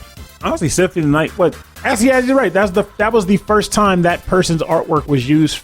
Like I think for the mainline game. I want to say it was. Yeah, I forget the artist's name. It was named in that awesome video. Hey, Chris said it. But yeah, at a time when everyone was doing 3D games and 3D was like the future, that was a 2D title with like a few 3D elements in it. It was the thing I remember most about it, I'm not spoiling his content because he didn't bring this up on the video itself, is that I remember when Symphony of the Night came out, and I was still in college at the time. No, I wasn't even in college. I was in high school. And I went to the store just to see what games were, around and whatnot. And there was just random Castlevania title on the shelf. I don't recall reading about it as a preview in any game magazines. I'm wagering it had them, but I don't recall seeing anything saying coming soon, new Castlevania game. It was just, here's this random Castlevania game on the shelf. And I'm sitting there thinking, oh, that's weird. And it's on the PlayStation. First Castlevania game on the PlayStation. I bought it solely because it was a Castlevania game. I knew nothing at all about it. I had you already, right? Yes. Yeah. But the thing is, like, when you bought it and you took it home and you put it in, you were like, wait a minute, where's the Belmont? Like, because you start out playing as Richter, but then it switches to Alucard, like, whoa, what's going on? And it just took you for a ride. Did you know about Rondo of Blood? Yeah, exactly. No. I knew about Rondo of Blood because I used to get Turbo Zone Direct, and you could import it from there. So myself and a lot of people were like, what happened here? What's going on? And someone was like, that's the last boss. They're showing you in advance. Zookeeper, those Belmonts are killing each other. They're what? All right, let's move on to our last track of the podcast year. This is number 1. This was a hard one for me.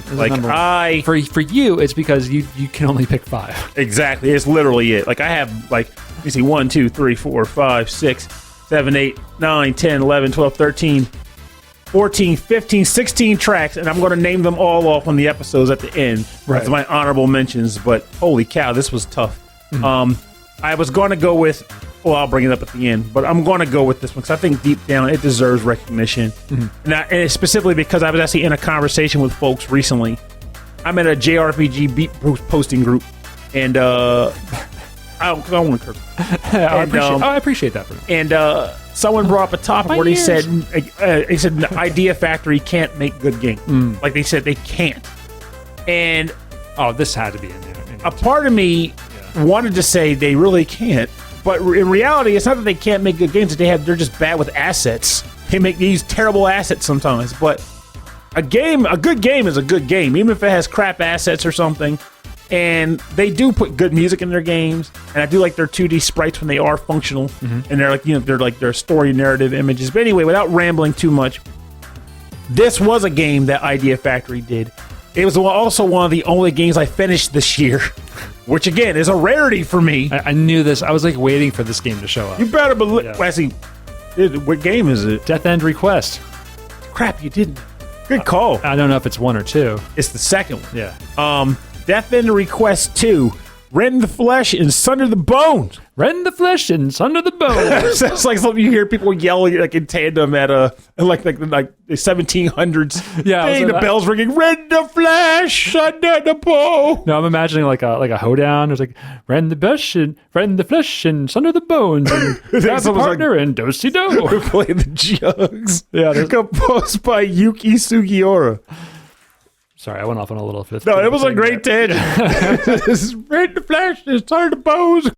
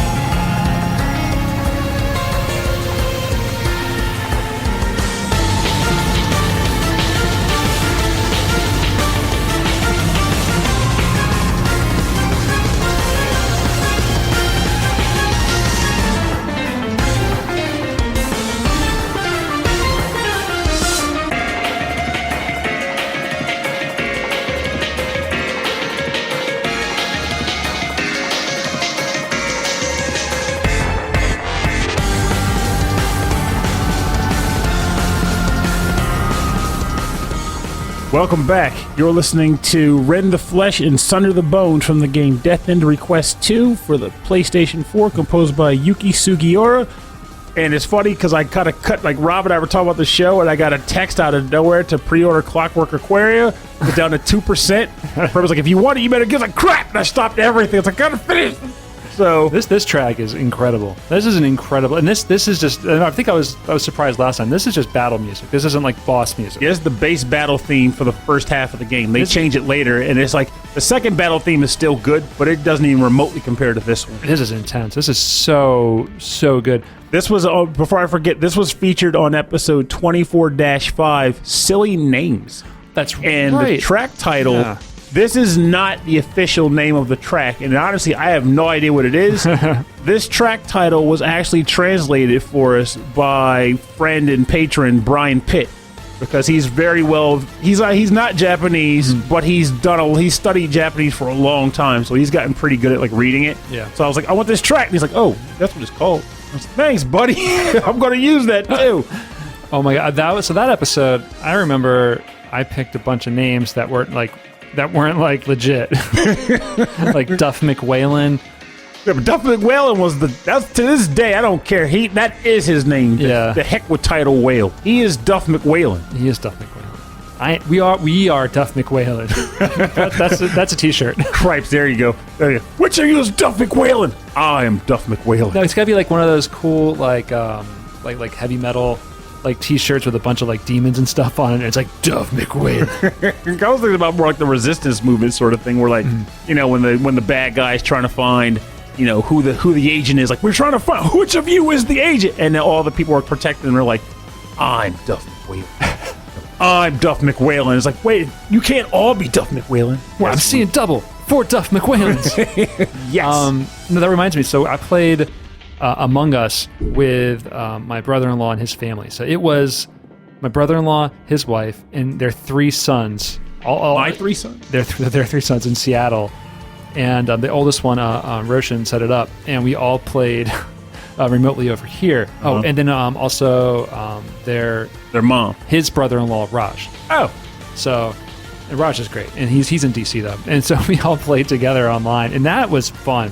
Like, it was like Anu was like, "How do you play games? I don't know." And she's like stabbing people. That's how you're supposed to do it. Fun fact, by the way, so good. I will never fall for that again because I've seen it used too many times, and it's effective when you're like.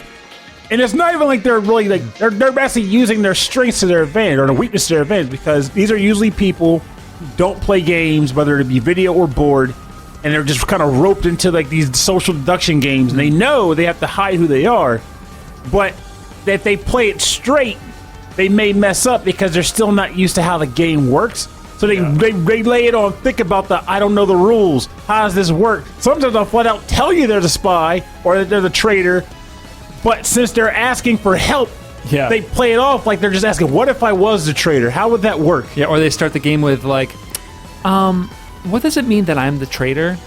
And you're like, no, you're not supposed to be. Oh, right, that's not me. Okay, I understand. And they just ride it, and it's like all of a sudden they're just playing it very meticulously and smart, and everyone just like brushes them off like, what do you know what the heck they're doing? The whole time they're playing you, the whole time. She's pretty great. I love my family out there. And she did that, right? She did that once, yeah. And then my brother Paul, brother-in-law Paul, he really. He hit the last round. He really took. He stabbed me at the very, very end and took the game. I was so annoyed. What's fun is when you're killed and you can run around as a ghost and you can watch what's happening. So you're able to contribute to the votes. You can't contribute to the votes, but you can contribute to tasks for the ship to keep it going. I just realized. But you can't. Folks who don't know, Among Us. This is going to be sphere because I feel like there's like 5 people who don't know. Yeah. But for those 5 people, Among Us is a very popular light social deduction video game where people are manning a ship and performing like simple tasks, so like anybody can really play it. Right. But the idea is that amongst all the people playing the game, someone's actually trying to kill everybody else on the ship and get away with it. Right, and it's you can play it online with a bunch of Randalls, but like it's not. I love how you said Randalls, because that's what I'm gonna start calling them now. They're all Randalls. Yeah, I don't know, John Randall. Randall Crandalls and the handles. And none of them are Van Johnson Randalls. So what's that for that one? But it's good with people you know, because you can set up a group chat and you can talk, and then when the game starts, you turn the group chat off, and then if someone gets killed, they don't turn the group chat back on. So it's like, oh no, Paul died. So yeah, it's a whole lot of fun. But that's something that's happened this year with the pandemic. Is it's forcing families and friends to like kind of come online and try different things. So I feel like Jackbox has come back in a big way.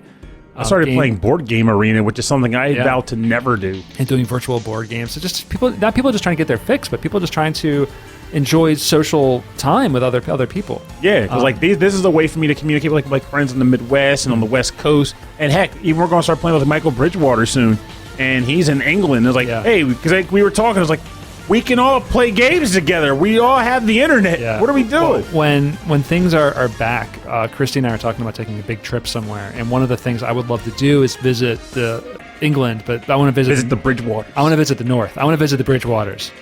The bridge over the water. We got Newcastle here. I got to go back to Old Castle. Nice. Yeah, but he lives in Newcastle. So I want to go back. I want to visit because I've only been to London, and I've been to like some other parts around there. I've been to France, but not so much Underpain.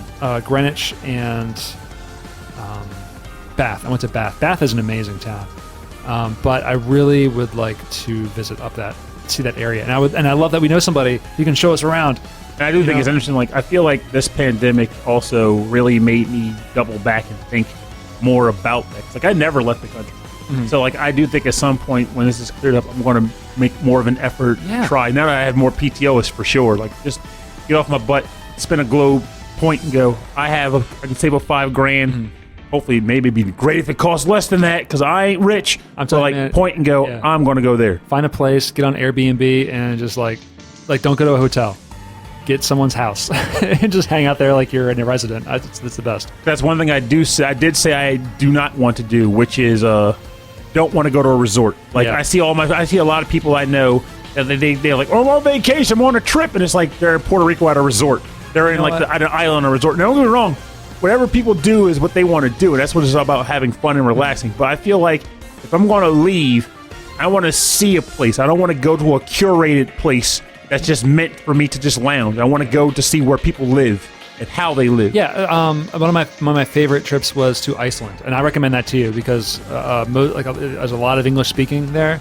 It's an inexpensive trip because it's Iceland and it's not super far, and it's a blast. It's so nice. It's so nice. There's no sun.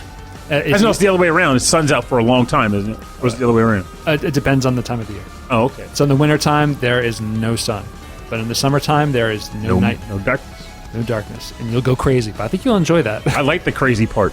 But what happened? I didn't sleep for 4 days. It was the best. Yeah, we didn't sleep for Can't stop itching. Can't stop itching. Yeah. We were like, why isn't anybody on the street? We're walking around. We're trying to find this club. And all of a sudden, we realized that it's like 4 a.m. You know, the sun's on out. a Tuesday. All right. So my number one track. This is absolutely. Oh shoot. What happened? Okay, here we go. Sorry, I have hotkeys set up for audio, and sometimes I overwrite. That was my final track. It feels weird to say that was my final track. So this is it. This is my number one, my final track of the year. And this is why this is your pick, but not really. This is on the Electric Boogaloo Appreciation Day episode, 23-7, but you picked this one. Okay. It's from Sega Marine Fishing. This is The Offing.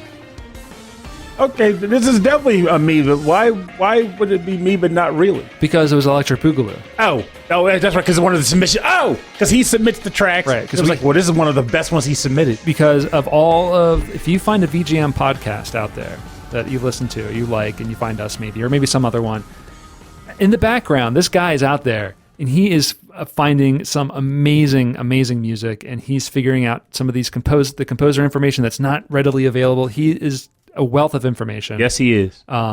Just amazing stuff. And he knows his Spyro and Crash. Yeah, and he knows what we like too. And with this track, he knew what I like. So this is Sega Marine Fishing, The Offing for the Sega Dreamcast, composed by Makoto Aita.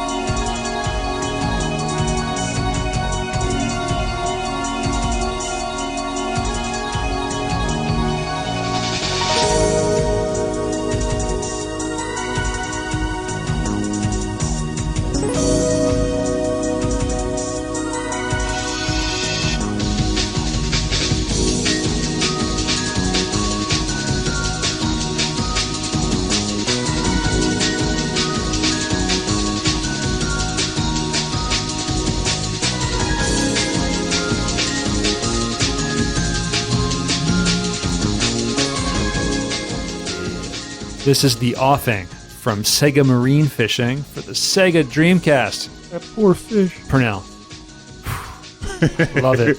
This is composed by Makoto Aita, and I just realized that 3 of my tracks, maybe 4 of my tracks, like it's got the slidey bass. So it sounds like you have a style too. It's got me. Like if you want to like tickle my bass face bone, my musical funny bone, that's what you got to do. Get a good bass line. Get that bass player. It's the bass. It gets the job done. There's a Kids in the Hall sketch where it's about the bass player. That no one's paying attention to him. He just sits in the back. Bass player just keeps on playing. And I think it gets a little wild where it's like, guy comes in the club and he starts stabbing everybody. But he runs out with the money. Bass player still going. Bass player just rides. Oh, it's so good. So it's got the bass that I love. It's got the cool, super cool like Sega like sound. Mm-hmm. So this is like a 90s like Sega sound. And it's got the drum and bass hits, which your last track was the same speed. Super fast. Right. Love this stuff. I love this stuff. I don't like fishing. Really? Fishing, I will say, is... I'm weird when it comes to fishing in that I don't like a lot of the annoyances that can come with fishing, as like your line getting stuck on rocks and all that garbage. But if you get a perfect fishing setup going, it's extremely relaxing. Yeah, I love canoeing. Whereas I'm traumatized by canoeing. Yeah, I went. Well, I'm sorry about that. Was that me or was that somebody else? That was you. I remember we did go canoeing, like down the Brandywine, but that's maybe that was with you. But that's like ankle deep. No. And then we went to it was in Virginia. That was school. It was in Virginia with Mike. Yeah, but that one was different. At that point, I was already well freaked out, but I just dealt with it because I didn't want to be the odd duck. Oh man! But it was back in the day where I went canoeing, but I also didn't know how to swim. Mm-hmm. And it was on the Brandywine. So, yeah, it wasn't particularly deep, but at the same time, some areas were shallow, and I couldn't swim. Yeah, I think it's like the Brandywine's only like 40% river and like 60% creek. But the river segments are like, there were times when the canoe would flip over, and I was stuck underneath the canoe, but I also was like sinking, because I was like, I don't know what to do. But like, yeah, I can't swim, and as a result, that coupled with that bad experience of like constantly tipping the canoe and not being able to swim, it screwed with me. But with that said, I still will attempt to brave. Like I tried to go whitewater rafting with people once because I didn't want to I didn't want the girls to look at me like I was a goofball. Like, this coward, he won't even whitewater raft. But like I can't swim, but I'm gonna try. And I was thankful that the trip got canceled. Oh my gosh! Like right at the bus stop. Not something similar, but I remember you had arranged skydiving, and that got canceled. Yeah, and then someone died. Was an accident. Yeah, someone died in my place. Oh my god! It's that's still one of my stories that I ride with. Yeah, like that was quite a year. Oh my god, you're alive! What are you talking about? So this is our last tracks of our podcast anniversary episode. Usually we'd have a bonus round of arrangements, but we don't. So just pick tracks. We just don't. So I'm going to fade this out, and we're going to have one final track, and then we're going to give our final thoughts of the year, and then we're gone forever. No, I'm kidding. We'll be back next week. I have no fears. We've got podcasts for years. Marge becomes a robot.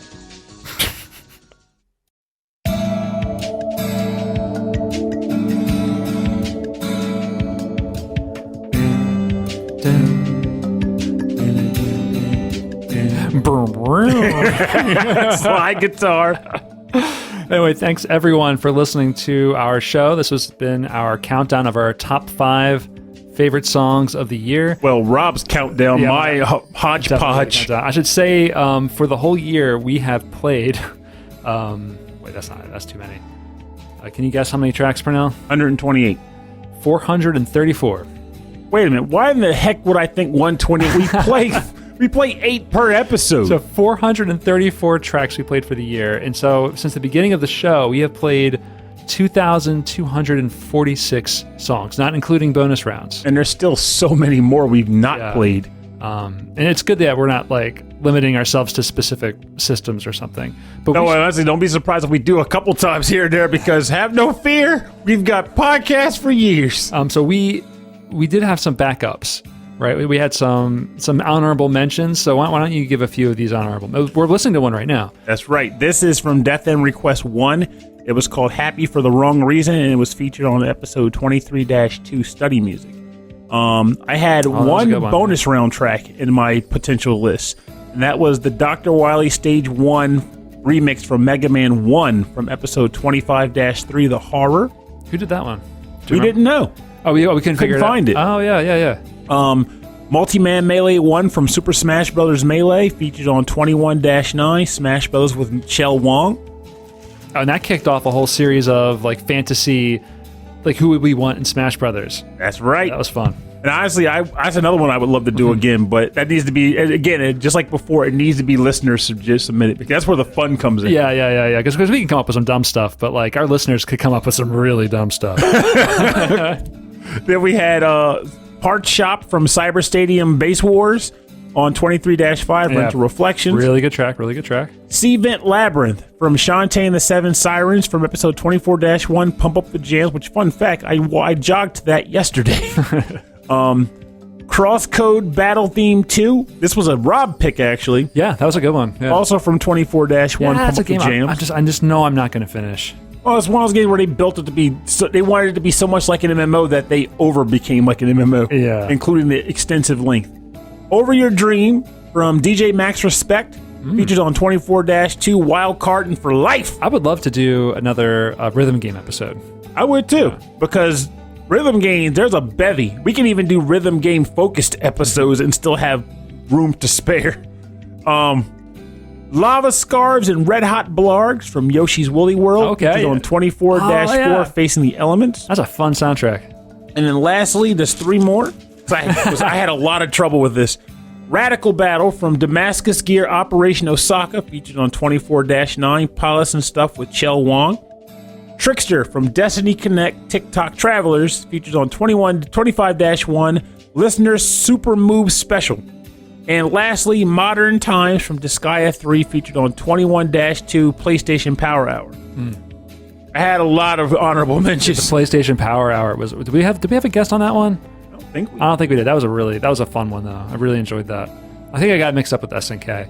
So for I only have a few. So of my songs in reserve, but Vantage Masters from Trails of Cold Steel 3. That was one of them. We heard that earlier. The Scion Bazhards theme from The Bouncer. Yes, he was looking at that one. That was from Beat 'em Up Games Then and Now. That was a cool song. Yes. And then from Listener Wildcards from The Last Recon, Daryl.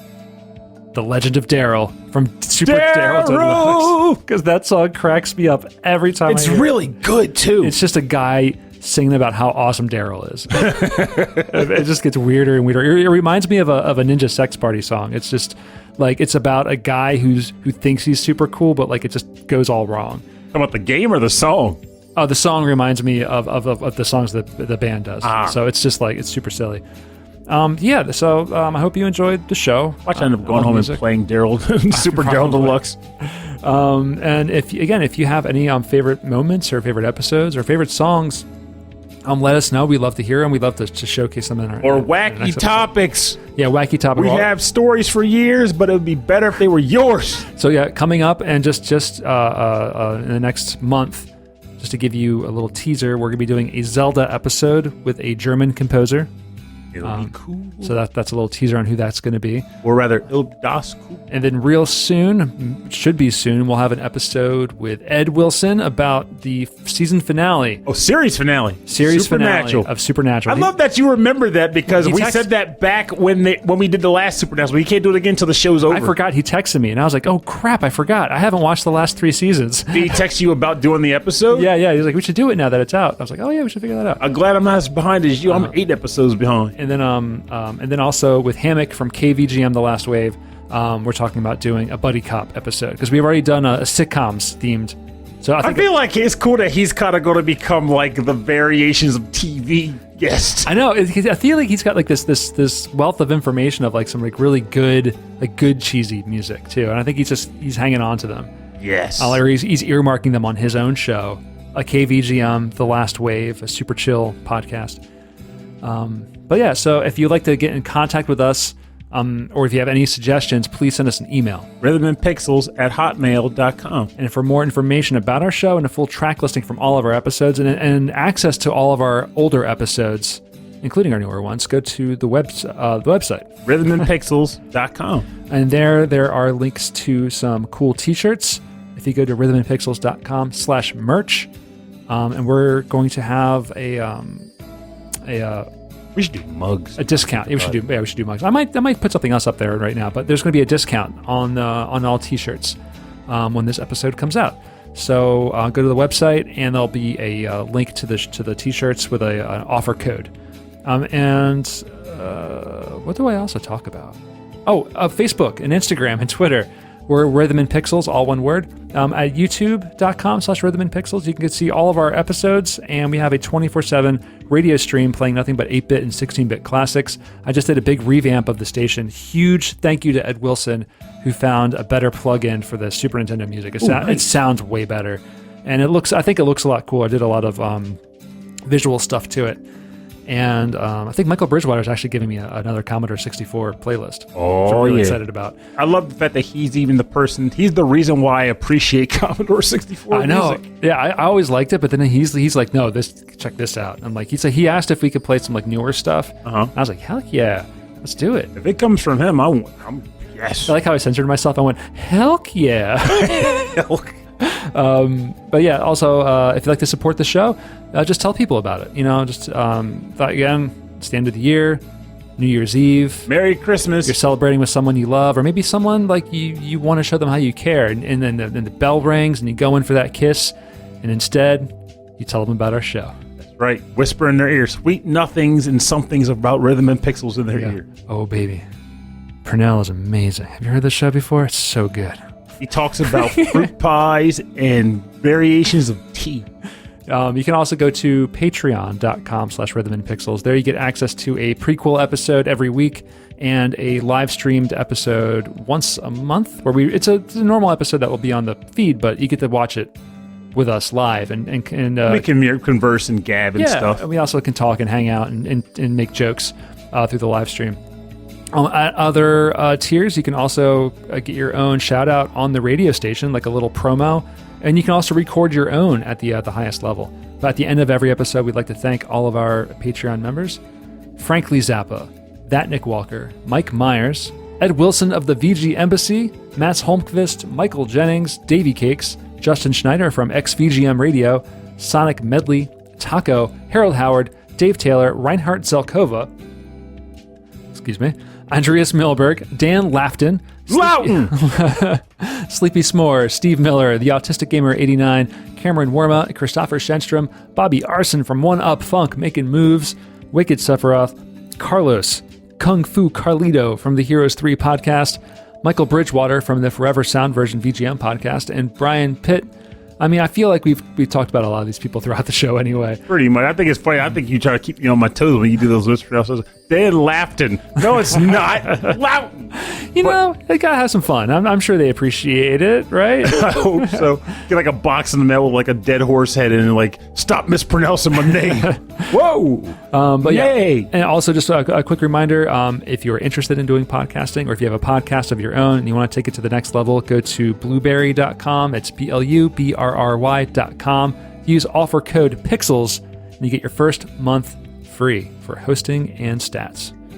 If anything, worst case scenario, you can use it just to try it out. Just try it out. It's cool. It's great. It's a great service. I have had so many problems with our feed and with downloads and uploads, like uploading the wrong episode, and they are like immediately on it. They'll help me out. And if you're migrating from one show to another, anyway, I'm not trying to do another commercial.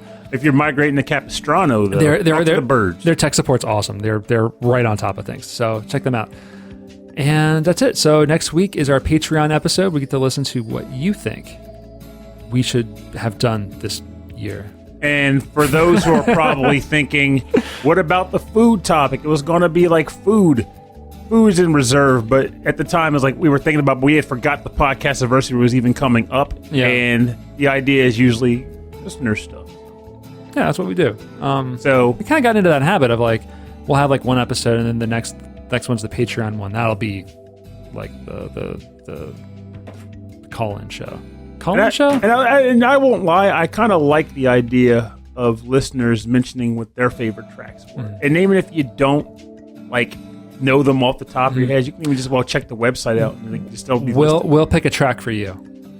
Is what we'll do. Oh, that's a good idea. Yeah. So basically, his favorite moments from the show for the year. Yeah, exactly. So like, if Cameron Worma doesn't pick a La-Mulana track, I'll pick one for him. Okay. I can dig it. You're like, okay, I got you. All right. Okay, that's it. I've lost my voice. So we will see you next week. Thank you so much for listening to our show for the whole year. I mean, this is 5 years. We probably should have done something grander, maybe made a cake. I talked about making a cake. I didn't make a cake. Just honestly, I've learned from as recently as my mother's birthday that you can buy cakes now. What? Yes, you can purchase a cake. I bought a cake for my mom. It was great. Well, maybe I'll get a cake and I'll make that the cover. No, I'm not going to do that. You can go to the grocery store, take a picture of a cake you didn't buy, and say that's the episode cake. Anyway, thanks everybody for listening. My name is Rob Nichols. And I'm Purnell. And my name is Rob Nichols. And I'm Purnell. Thanks for listening. My name is Rob. And I'm Purnell. We'll see you next week. Thanks so much. And remember, when we started this show, Rob originally decided he wanted to take a crack at podcasting because he was a fan of VGM podcasts. And he wanted to say, let me take a crack at this, seeing that, a number of my favorites are, taking hiatuses and breaks. So he said, Purnell, do you want to do it? And I said, sure, would be fun. And he started creating a show. He started editing it. He started learning about all the tools and mechanics that go into making the show. And as you know, 5 years later, we're still doing it, despite the fact that, quite frankly, I don't think either of us expected to get this long. And to be blunt, I will be interested to see how far we go. But as long as we're having fun, and as long as people, even one person wants to listen, we're still at it. Why the hell did Purnell just say all that? Because creativity keeps the mind working. Creativity is an outlet that makes things so much, even for me. Like, I'm not creating the show, but I'm a contributor, which in turn gives me the same euphoric feeling of this is great. Yeah. I am part of a production. Same with SML and same with, well, I guess now we're called Indie Guide In, but same thing. And what that means is there's nothing stopping you from creating something either. It could be a podcast. It could be a Twitch stream. It could be baking cakes. It could be baking bread like Rob does. It could be cooking any number of things. It could be anything you could possibly imagine that you could create that you've always wanted to build up and create and build on for yourself. The point is getting up and doing it. And you can always make up an excuse to say, yeah, I'll try tomorrow, or I don't understand X facet of it. But here's the thing. We have the internet. We have social media. You can learn literally anything you need because someone's already done it. It's just a matter of accepting that you want to do it. And you want to take the steps to become a creator yourself. And it's worth it. I promise you. Even if you get one listener or one taste tester or one Twitch affiliate or whatever they call those people who watch Twitch streams consistently. I don't know that. But if you can get even one, it's worth just doing it because it feels freaking great. Especially now. Make something. Yes, make something. Make stuff. I like make stuff. And if you make food, send me some. I'll eat it. I will eat it. Be careful what you wish for. That is true. I don't want any rat poison in a box. But if it's poison-free rat poison, put it in the box.